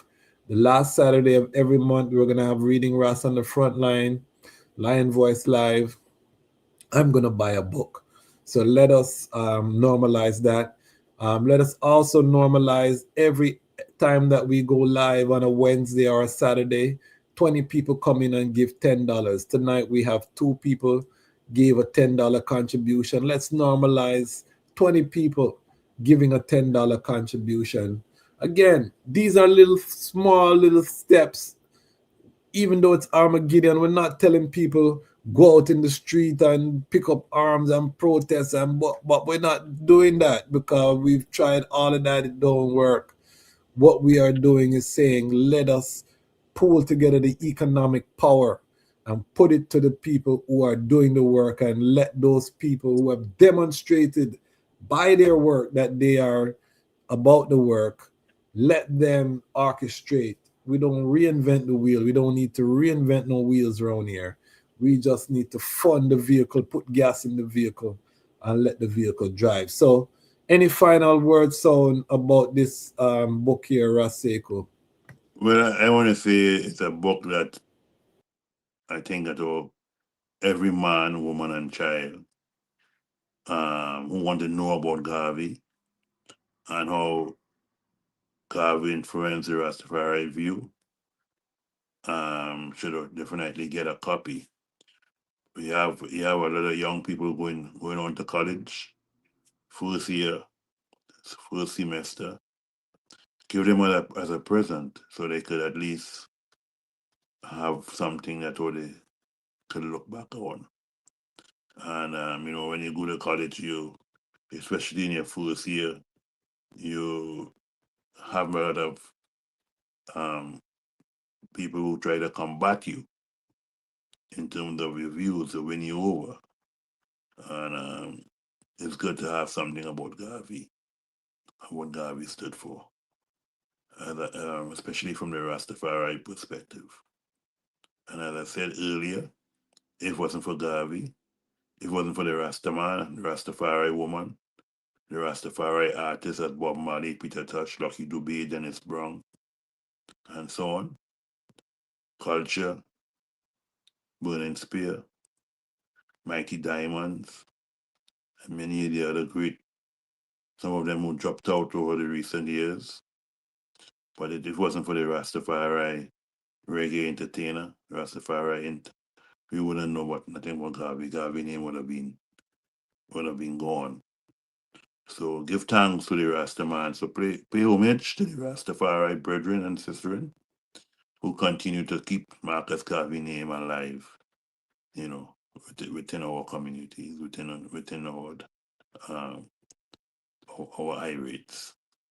So give thanks, support Jabalani Tafari, get a copy of his book, Rastafari Review of Marcus Garvey. Only going for $18.95.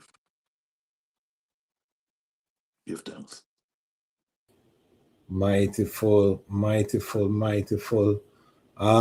So we're gonna move to our final book, and this is a book we've done multiple times on the broadcast as well.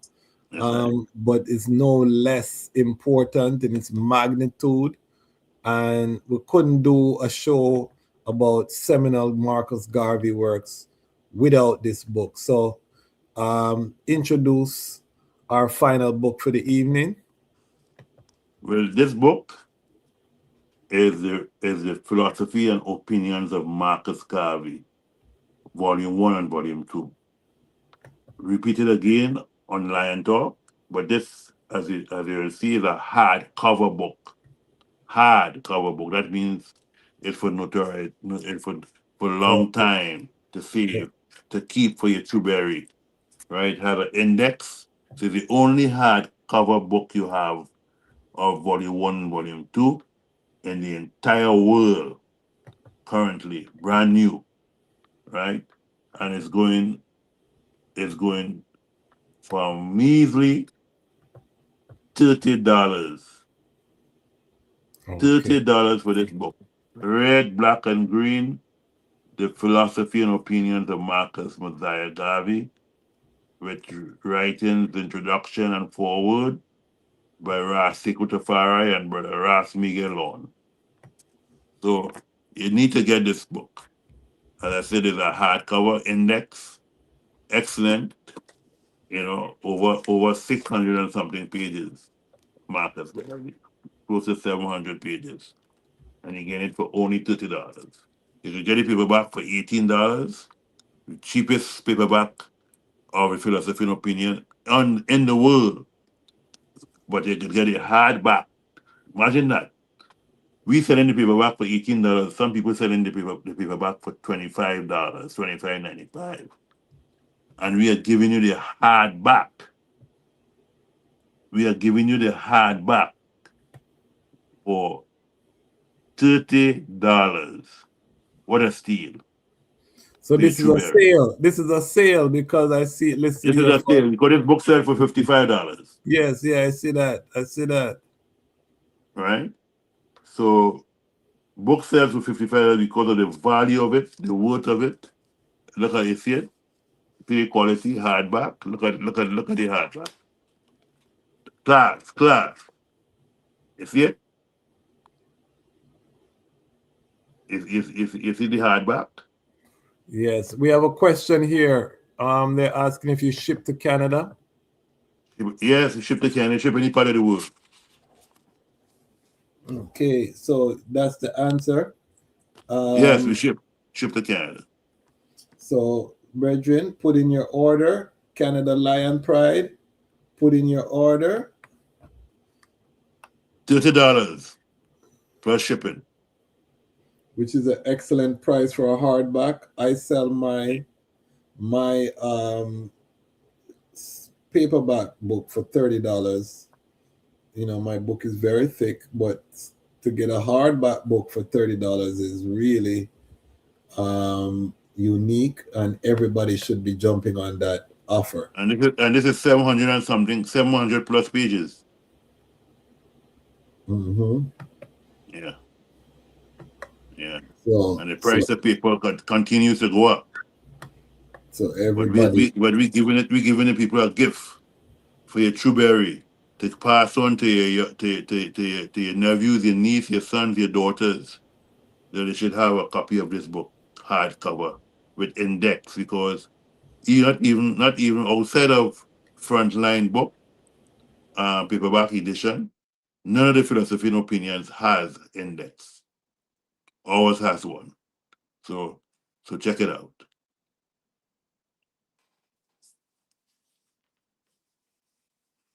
If the uppy mighty race, one can achieve whatever one desire.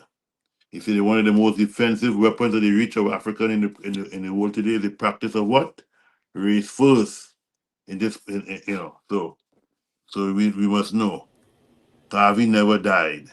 Garvey is still alive among us in every part of the world. He said, look for me in the whirlwind, look for me in the storm. So Garvey is alive and kicking.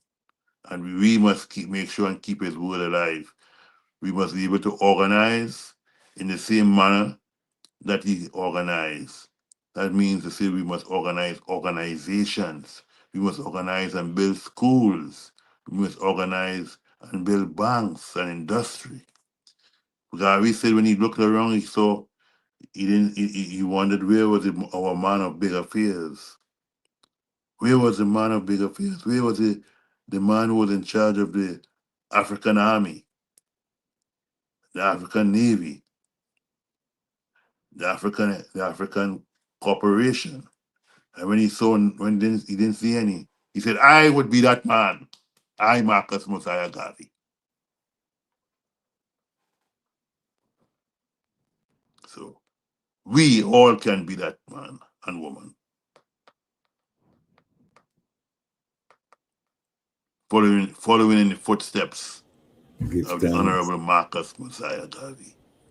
Mighty. No matter whatever you think of him, even those who call him a crook and whatever, he stood up for the race. He stood up for the race, especially among them, the grassroots, the masses of the people. So do remember $30 for the hardback, Marcus Mosiah Garvey, Philosophy and Opinions, Volume 1, Volume 2. Give thanks. What a powers and what a joy to know that we are celebrating our great ancestor, Marcus Mosiah Garvey. And for the global family, again, yes, yeah, I can hear, right? We're having the same technical issue that we've been having with our elder. We'll wait for him to return again. But yes, family, and we're getting near to the end of the programming. But if you're watching, just know, if you're watching live, just know that we are setting systems in place with the Lion Voice Network. This is beyond just kind of we hope and pray and we wish. As the Lion Pride grows, we're looking to set up systems. We're looking to develop an ecosystem, a thriving, vibrant ecosystem. And out of this ecosystem, we're going to be launching various initiatives. We're going to get businesses started. We're going to finance and fund the entire uprising that we have, because we have the workers. We are showing them. We are also coming up on our 5-year anniversary. October 1st is going to mark 5 years of the channel. I think October 2nd, which is my Earth Strong, will mark 5 years of broadcasting consistently here on the Lion Voice Network. So we'll probably try to get a special guest, special edition for the 5-year anniversary. We just released a special upload for our Lion Pride on Patreon, and tomorrow we'll release it for our YouTube members. That we would release the interview that we did for 80,000 subscribers with Takana Zion. You know what I mean? So we give thanks for that. Big up all of the Lion Pride, the peepers, them there. Big up yourself, Barrington, Edwards. He challenged I to a debate. One of our critics who love the channel, by the way, is my brother, you know, because him love the channel and him always come in with all caps comment section, and he challenged I to a debate. And what I would say to all of the critics of the channel, and this is from John Henry Clark, is that we only debate with our equals, those who don't equal I and I in terms of works we teach. And so I told the brethren, if he wanted to debate with I would need to see some of his works, and I'm still waiting. So you're here, I see the eyes talking about so basic on these things. We're waiting, Brother Barrington, just to see the I point us to your works, because I want to learn too, you know, from the great things that the I is doing. So I'm waiting for the I to direct I to a website, to a video, something of the I doing some meaningful community work. Me not talk what you do for yourself. You know, I want to see some meaningful community works that the I is doing, and then we can consider taking the time. But one of the things, you know, I'm almost 50 years old. I know I look young, but I'm almost 50 years old. I don't have time to debate someone who don't have the works where I and I go through and put in, as the item can see by the people that come on the platform and their own testimonies. I'm not just a brethren that pop up on YouTube and people don't know I, you know. That is not the case here. We have put in community, you know, years of community work. I have, you know, I for example, just interview my brethren, highly I traits, a brethren I've known almost 30 years.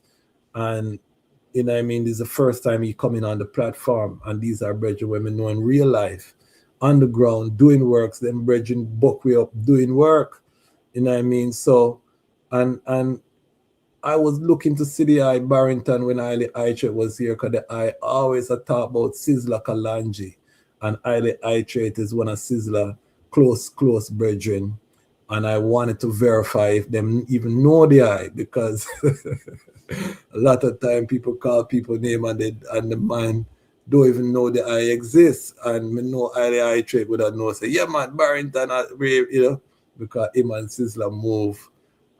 Because the I always come in Barrington and try create a division with I and Sizzla.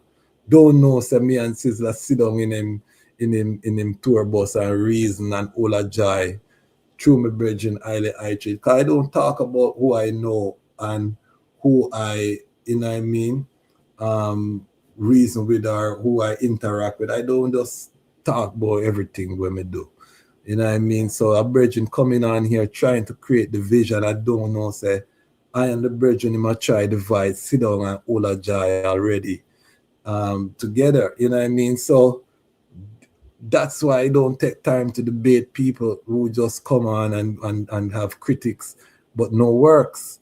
Now, if you have a work, if you can show I what the I doing, again, that's substantial.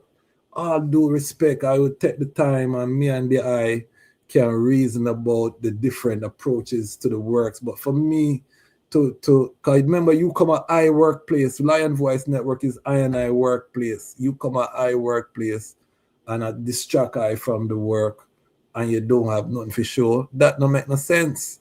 So Barrington, my brother, I'm waiting on the I. The ball is in the I court to show I. And this goes to all of our critics, because he's not the only brethren who from time to time will come on and criticize what we're doing here.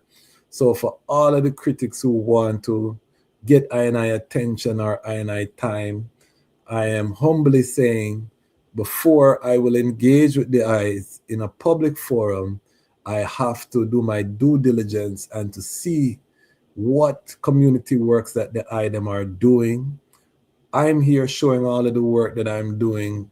Not all of it, but a good substantial portion. The item get to see the different projects that we are doing, and Lion Voice Network is a work in itself. So I don't have the time to engage with a one where just I run them out and don't have no work to show. So when I share that with I Barrington, my brother, then we can continue. If you want to just continue to write in all caps, that good still, just know though, if you get disrespectful with it, we will ban the eye from the platform. So I just setting some ground rules, because big people thing, and when you come on the Lion Voice, it's like you walk into my house, So I have to enforce a standards, because we don't want the thing go down into low frequency, name calling, and all of these things. We are not a yes man factory. We love intelligent disagreement, because that's how we sharpen our sword. But if you continue to just come on with the all caps and you're not adding to the channel, then we just ban the eye and we just part ways, and nothing wrong with that. Since you think of foolishness we do, you have other things to do with your time, right? So that's gonna happen if the eye is not able to show us some work. So I'm sorry to take so much time to address the brethren family, but I think it's instructive because, as we grow, we'll get more critics that come on the platform. That's natural. Anything that we're doing, they fight His Majesty, they fight Yeshua. Any person doing any work of any substance get a fight. So that is not unusual. We're just setting some ground rules, because I know if I meet Barrington in real life, me and him are brethren. You know what I mean? Me and him sit down and hold a joy, and we might disagree, but we're going to hold a joy. So that's why I don't feel threatened by those things. But in terms of taking time, because he challenged I to a debate, he would have to show I what kind of work is he doing. And I told him specifically, don't tell I about what Sizzla do with Sizzla Foundation. We know that Kalanji is doing great work, and we respect that work. Nobody can say Kalanji now do great work in terms of the Youth Foundation, what is built up at Judgment Yard in Akoma Village. Queen Mother Moses is also one of the ones who has been working with the brethren on the youth programming. So we don't question that. What we question is a man that come on a platform or try bring a division, don't know say I and him boss sit down already and all a joy.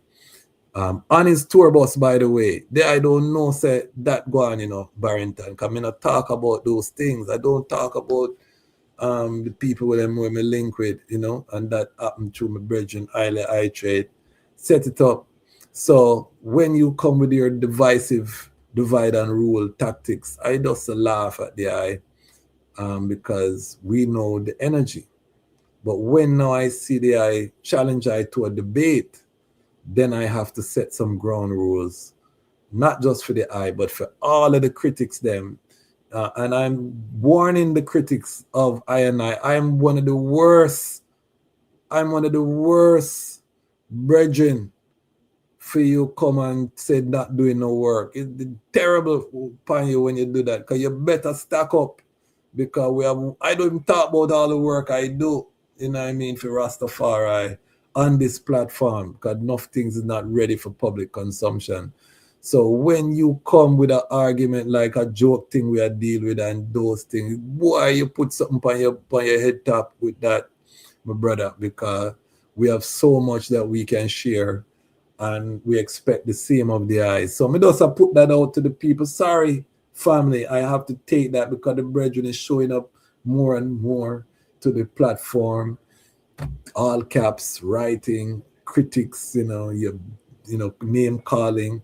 So I just want to set some ground rules for my brother, so him understand the levels. There's levels to everything, So we just have to make him understand the levels. So if you want to step up to this level, my brother, you have to show me something that the eye is doing positive. A youth program. We just finished the ARC virtual summer camp.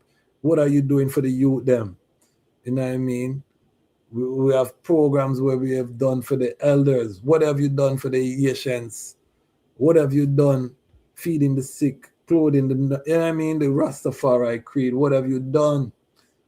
When you show I man them thing that then we talk and we can hold a debate. But until you show I that, my brother, you're not on I level in any kind of way, shape or form. And we're sorry if you have to put it that way, but we have to show the reality. Because a lot of critics out there, they will criticize you, but they have no alternative. There's nothing that they're doing that you can go learn from. They just criticizing because they feel inadequate in what they're doing. So they project onto I and I what they are not doing, but they cannot show you an alternative. So this is, I'm addressing this because this has been one of the things that has caused a lot of stagnation in the movement, because we have allowed these critics to stop us from a lot of positive work that could have happened, but because of the naysayers, the this and the that, it discourages the people doing the work, it drains your energy. So this is why I have to deal with the brother like how I'm dealing with him right now in a public way, so that he can overstand. Say, if you want to play that game, I'll play it with you. You know, you want to go back and forth, you want to have public debate. He said he wants to debate me on what is really Rastafari. I will have that with you if you can show me, say, you are living this trad in real life. Because more time he will say, go and check me out on Facebook, I wear a white robe. I don't want to see what I wear, King. That no make no sense to I, because show me your work where you do. You can wear green robe, purple robe, I don't care. When I go look upon a man in him clothes, that is not I. You know, that's not my culture. If you go check where a man I do on social media, that is not my lifestyle or my culture. What I can do for the eye is when you show me your work, I'll say, yeah, man, Barrington, I do some great work, say, no one bring him on the platform, not just to debate, but to point people to your work so that they can support what the eye is doing, because that's another thing. It's not just to see the levels, but also we want to amplify the good things that the eye is doing, King. So when we reason about the liberty, we might disagree and you might have great points, but at the end, we want to be able to point people to say, yes, this is the beautiful work with the brother I do. Make we go support it, spend some money with the brethren. They I know my style already. Anyone who's a guest on the platform, I'm going to point people to support them. But I'm not going to tolerate a man just come on the platform, write in all caps, and don't have no work. I tolerate it now because I want to just see what I deal with, But there's only so much we can take as man, because it become distracting. And then we just have to ban the eye because you're not adding nothing to the platform. So me just warn the eye, you've been put on notice. If you continue with the negative vibration, the divisive vibration, all caps coming in, and you can't show no work, you're a waste of time. We're going to get rid of you, ban you. You can't comment on the platform. You can't make no talk. That is what's going to happen. If you have works and you criticize, I'm fine with that, because it's not a yes man factory. We live with that. Me take the fire, me's a fireman. Me love that. Make we trod up into the fire then and see how we can sharpen each other on the battlefield for the works. But just a talker, that not gonna work. Who am I talking about? I'm talking about one of our Lion Pride members who writes to I in all caps on the videos and the comments, and he writes in all caps, and he will just say fake Rasta, or yeah, joke, or and will just lick out some sound against I on the platform. So I'm just setting some ground rules for him, and then the latest thing is that he challenged I to a debate. So that's what I'm addressing here. And I'm not going to address it again. We'll just ban the brethren if he doesn't come with the proper protocol moving forward. But I just want to set, a draw line. I'm a man, well masculine, family man. So This is our house that we've built painstakingly. We're not going to let anyone lower the vibration of the greatest comment section on the planet, because we have the greatest comment section on the planet. We have a good vibe.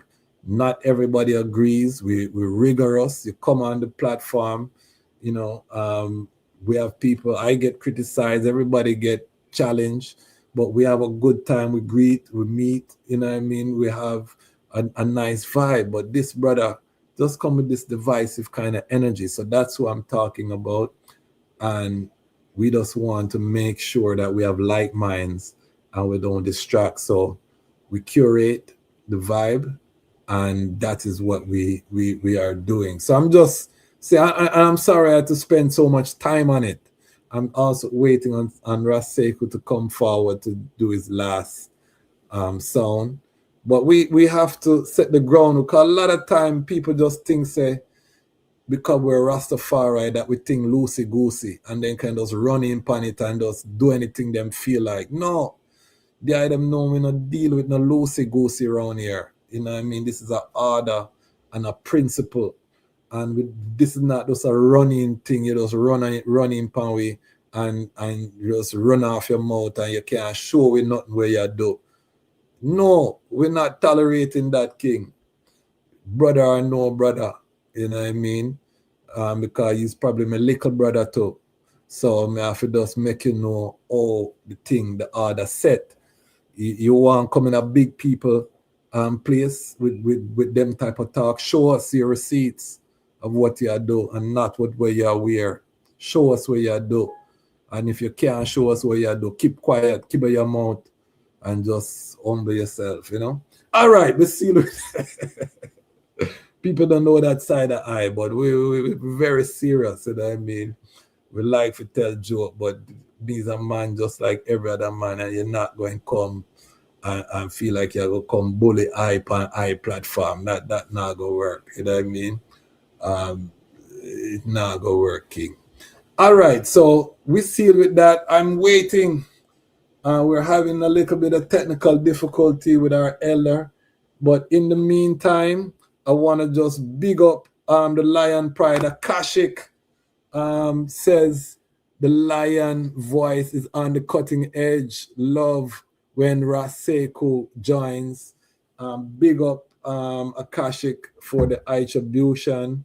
And as I said, let me just seal with this. As I said, August has been our best month in almost 5 years of doing the channel from a monetary perspective.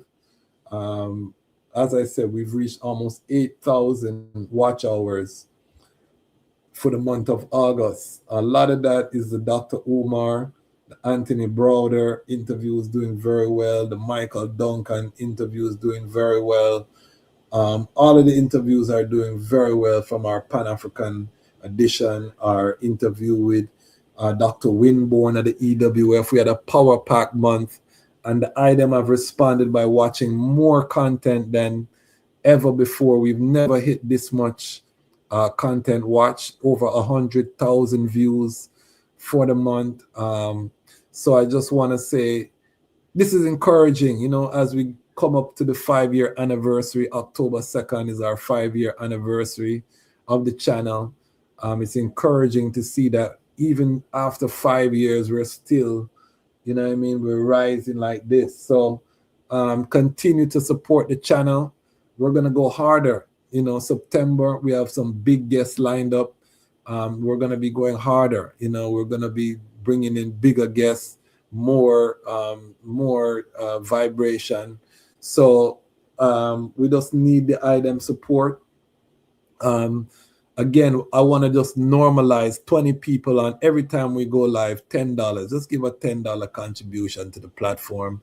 We had 3 people step up today to give contribution, but I don't want Ras Roots and Sister Nyla. And big up Sister Nyla once again for balance out Ras Roots, because we had the male principal who stand up for the media on the channel, Ras Roots.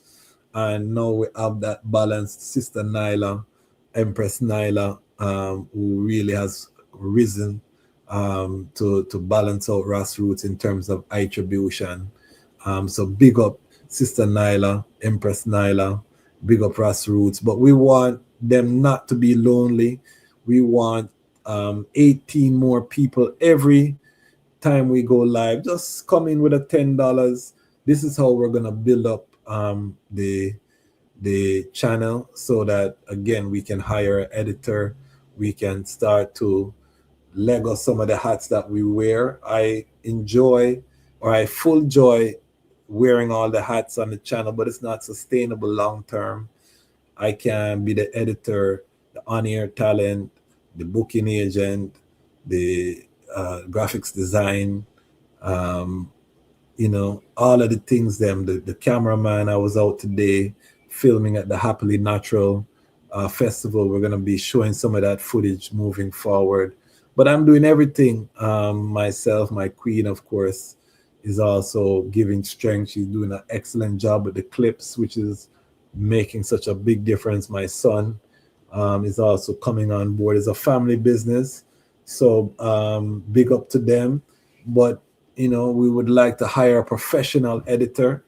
I have so much content that is just sitting on hard drives that need to be processed, that I want to share with the IDEM, different events that I've been at, different storylines. We still have the Building of Zion storyline from my trip to Ghana. I have a whole heap of footage that I need to sit down and put together to complete that footage, to show you the IDEM, the fullness of what took place at Kwaku Ando Sustainability Institute. So all of the fundraising that we're doing is for a cause.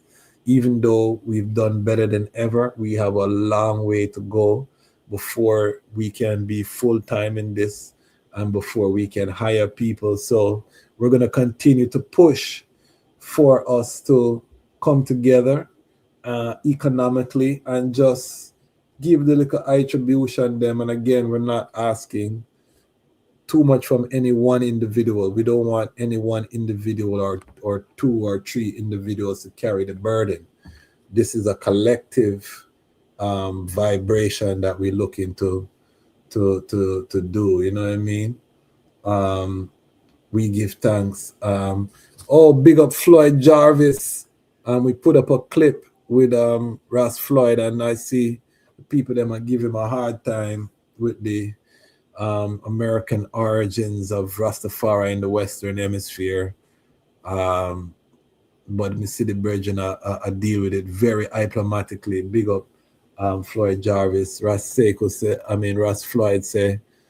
And also Floyd Jarvis episode is one of the classic episodes on the channel. So if you haven't seen that episode about the American origins of the Rastafari movement in the West, go check it out. A lot of books he cites, the sources. Very great episode. So check that out. And then we had Jerry Small the very next day, who verified everything that the brother said. So check it out. Very powerful. Ras Sekou Tafari gave a scathing review of Robert Hill in the introduction of Robert A. Hill's book, Dread History, Leonard P. Howell and the Millennial Visions of the Early Rastafarian Religion. Accurate as well. Okay, I have to check that out. And I love it. That's why I say that we have the greatest comment section on the internet, because we have ones like Ras Floyd and scholars in our comment section commenting. And that's why I am so protective of our community that we're building here. I want everyone to feel safe to contribute. So if a man, they call it trolling, you know, we don't allow trolling over here. This is a lion order. So if a man is just trolling or they call rage baiting or them type of thing, that we're not going to tolerate them thing there over here, you know. Debate, honest, good faith, reasoning, you come with your sources, you cite, you say, no, Ras, that not go so.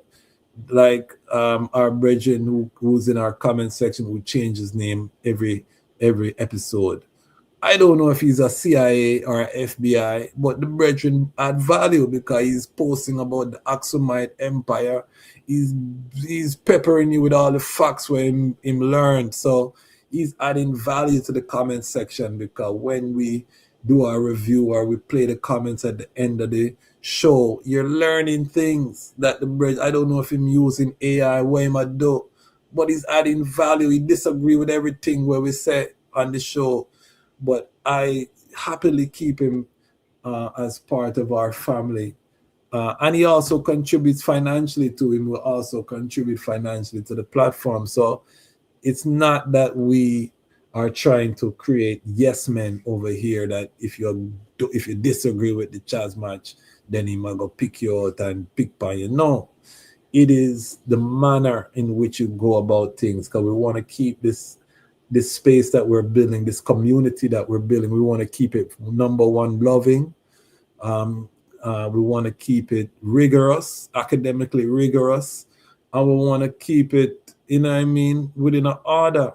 No loosey-goosey, just come in and disrupt, and you're not adding no value to the energy and to the high frequency that has been built here. So big up yourself, Floyd Jarvis. Big up all of the ones them who, you know what I mean,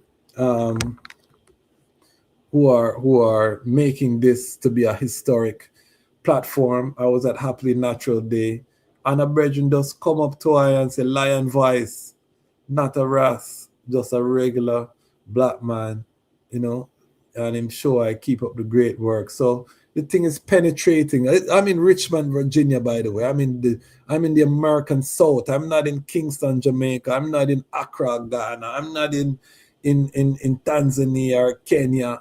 I'm in Richmond, Virginia at a festival, and a man just come up and say Lion Voice. So the thing will penetrate, you know what I mean? This thing is global in real life, and this is not unique now. Every time I go out in public now, people are coming up to I and saying, oh, they watch the platform, oh, they're familiar with the platform.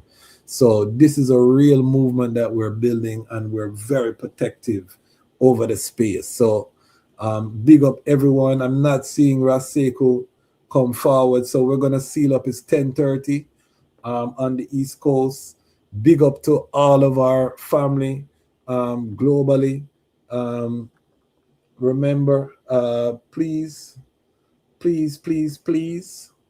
a hardcover, $30. Make sure you purchase. And again, we're asking our family, we have a legend elder that comes on once a month. I'm asking the Lion Pride, not the casual fans. I'm asking the Lion Pride budget. Put aside, say, okay, 12 books for the year. I'm going to buy 12 books for the year from Ras Sekou. I'm going to put aside my money, so I have a $30 put on, a $20 put on. Some of the books are under $20, and I'm going to buy a book once a month from Frontline Books.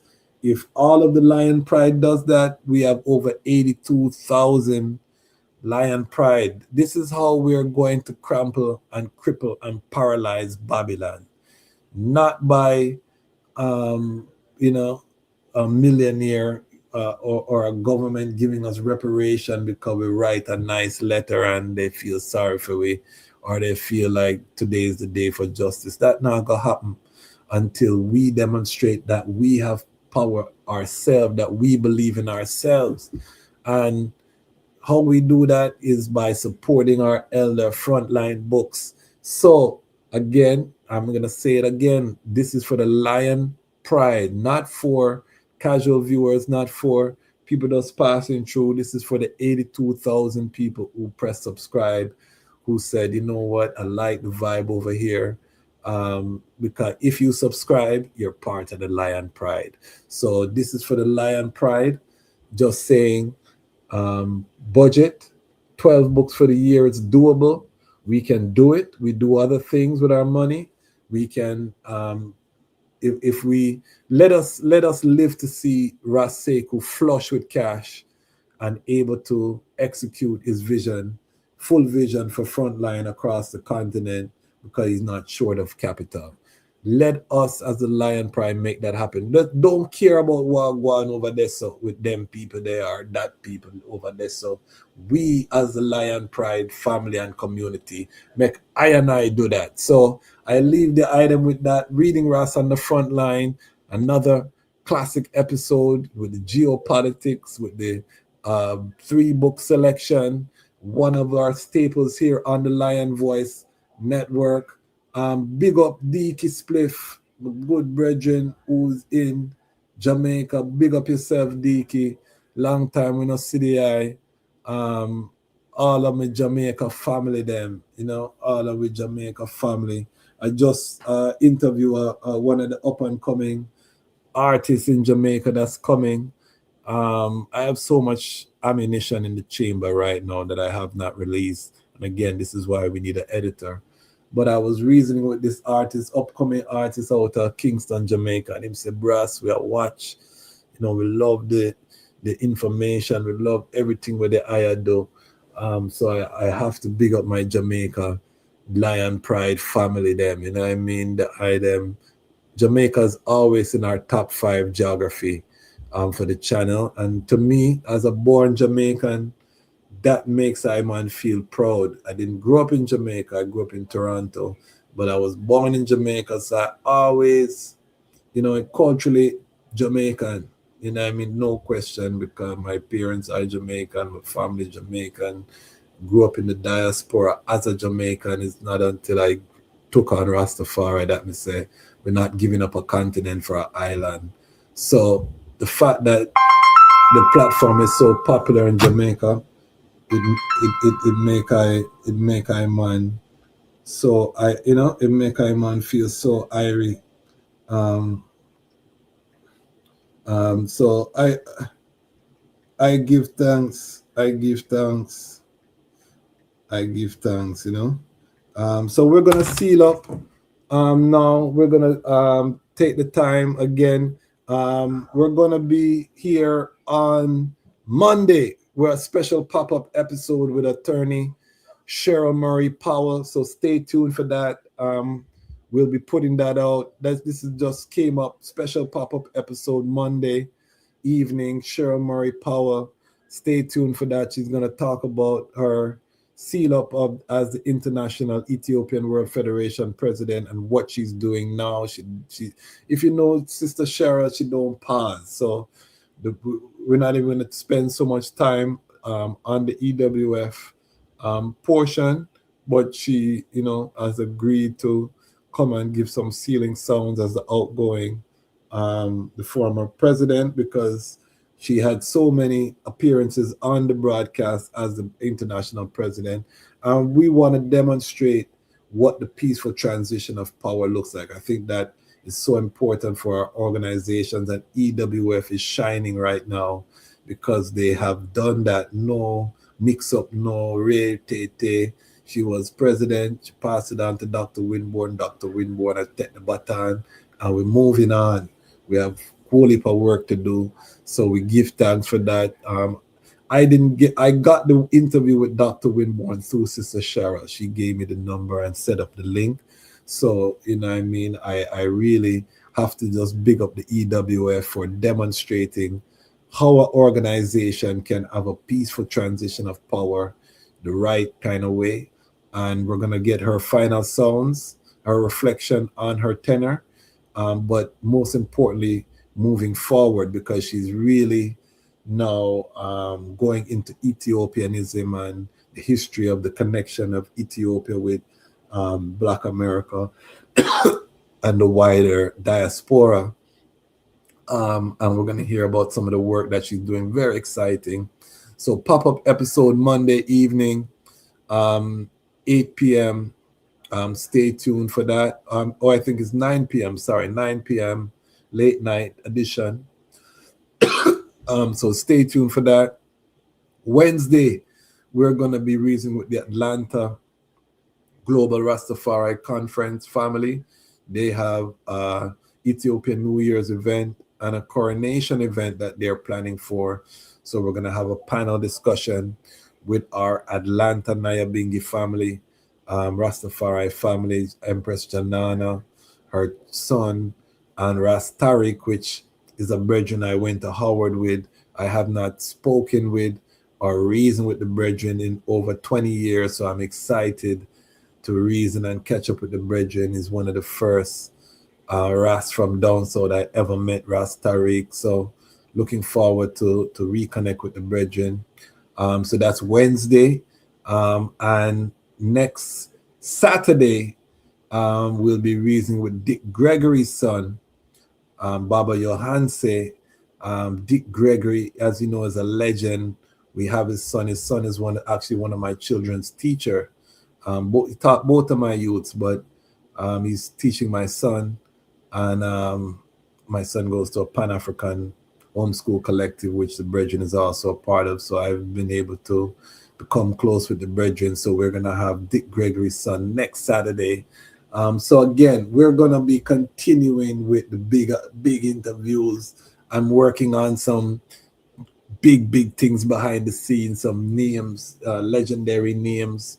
We're working hard for the item.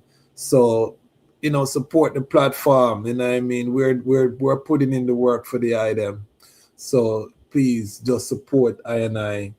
Tomorrow, all roads lead to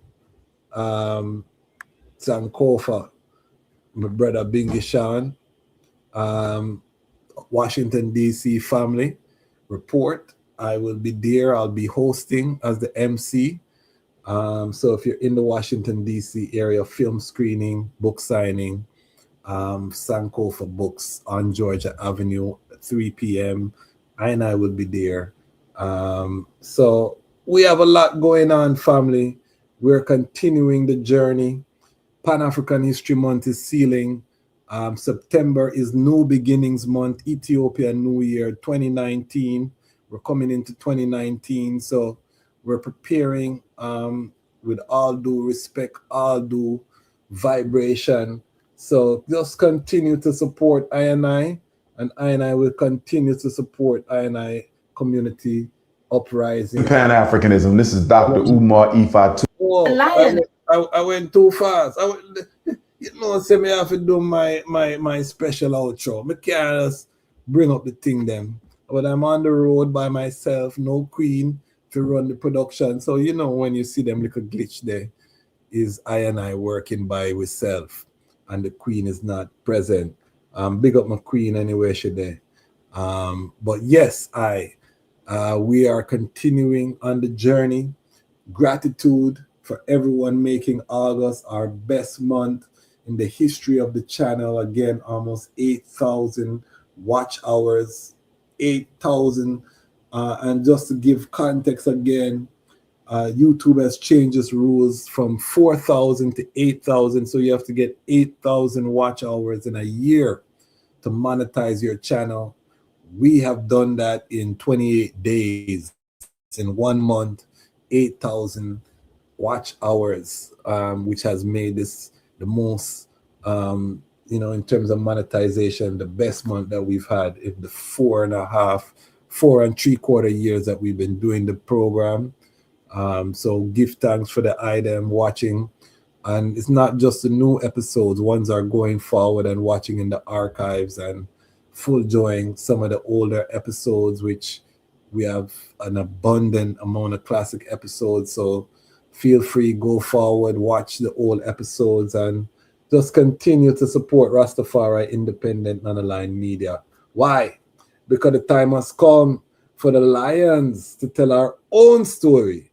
And this is the Lion's Voice. Peace and Pan-Africanism. This is Dr. Umar Ifa Tunde coming to you live and direct, New York City, Ethiopian World Federation 2026 conference. The time has come for the Lions to tell our own story, and this is the Lion's Voice.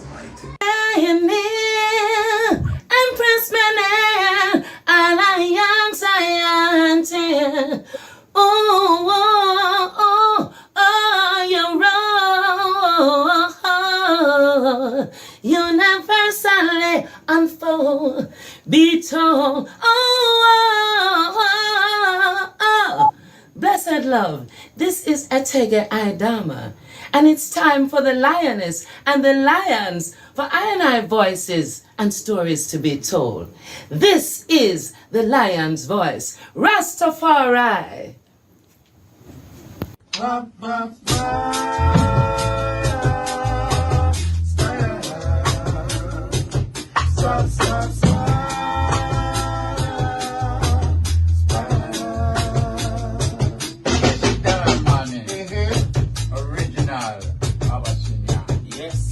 We're endorsing the lion's voice. Big up Ras Tafari. See? Big up Ras Tafari. It is time for the lion to tell our own story. Yes, sir. Like this. There is a land far, far away. There is no night. There's only day. Look into the book of life. And you will see that there's a land far, far away. Rastafari, that there's a land far, far away. Speak lion. Let's speak lion. Roar lion, roar every time. I will never stop, hail the Most High. And I will never stop, call Ras Tafari. Blessed love, this is Kushite representing for the Lion's Voice. We are here to tell our own story, Rastafari. Now drop your guard when it come to them, ya youth, ya. Them fully guard up and them quick fi execute, ya. Now drop your guard when it come to them, ya youth, ya. The one will laugh, I'm same one of the shooter. Watching them, this is Rastafari representing for the Lion Voice Network. This is the time when the lion gets to tell our own story. Haile Selassie. What are you waiting for? Come together, calling from near and far. Know who you are. What are you waiting for? Rally up, it takes the dust. What are you waiting for? Ancestors paved the way for us. Yes, I am Ketis Oyonde, asking, what are you waiting for to come together? The time has come for the lions to tell our own story. This is the Lion's Voice. Yes, job people, this is Marcus Mosiah representing. I say, hear the lion voice, saying it is time for the lions and the lionesses to tell their own story. King David killed Goliath with a stone, we original dread.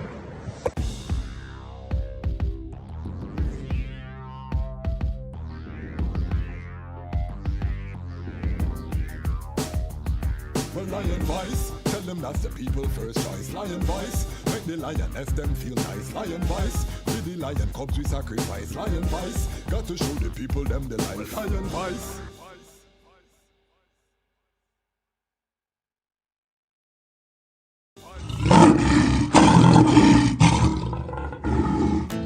Yeah.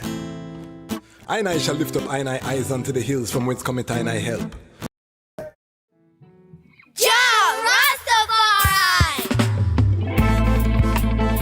Them could never conquer the mountains. Thousands of years and counting.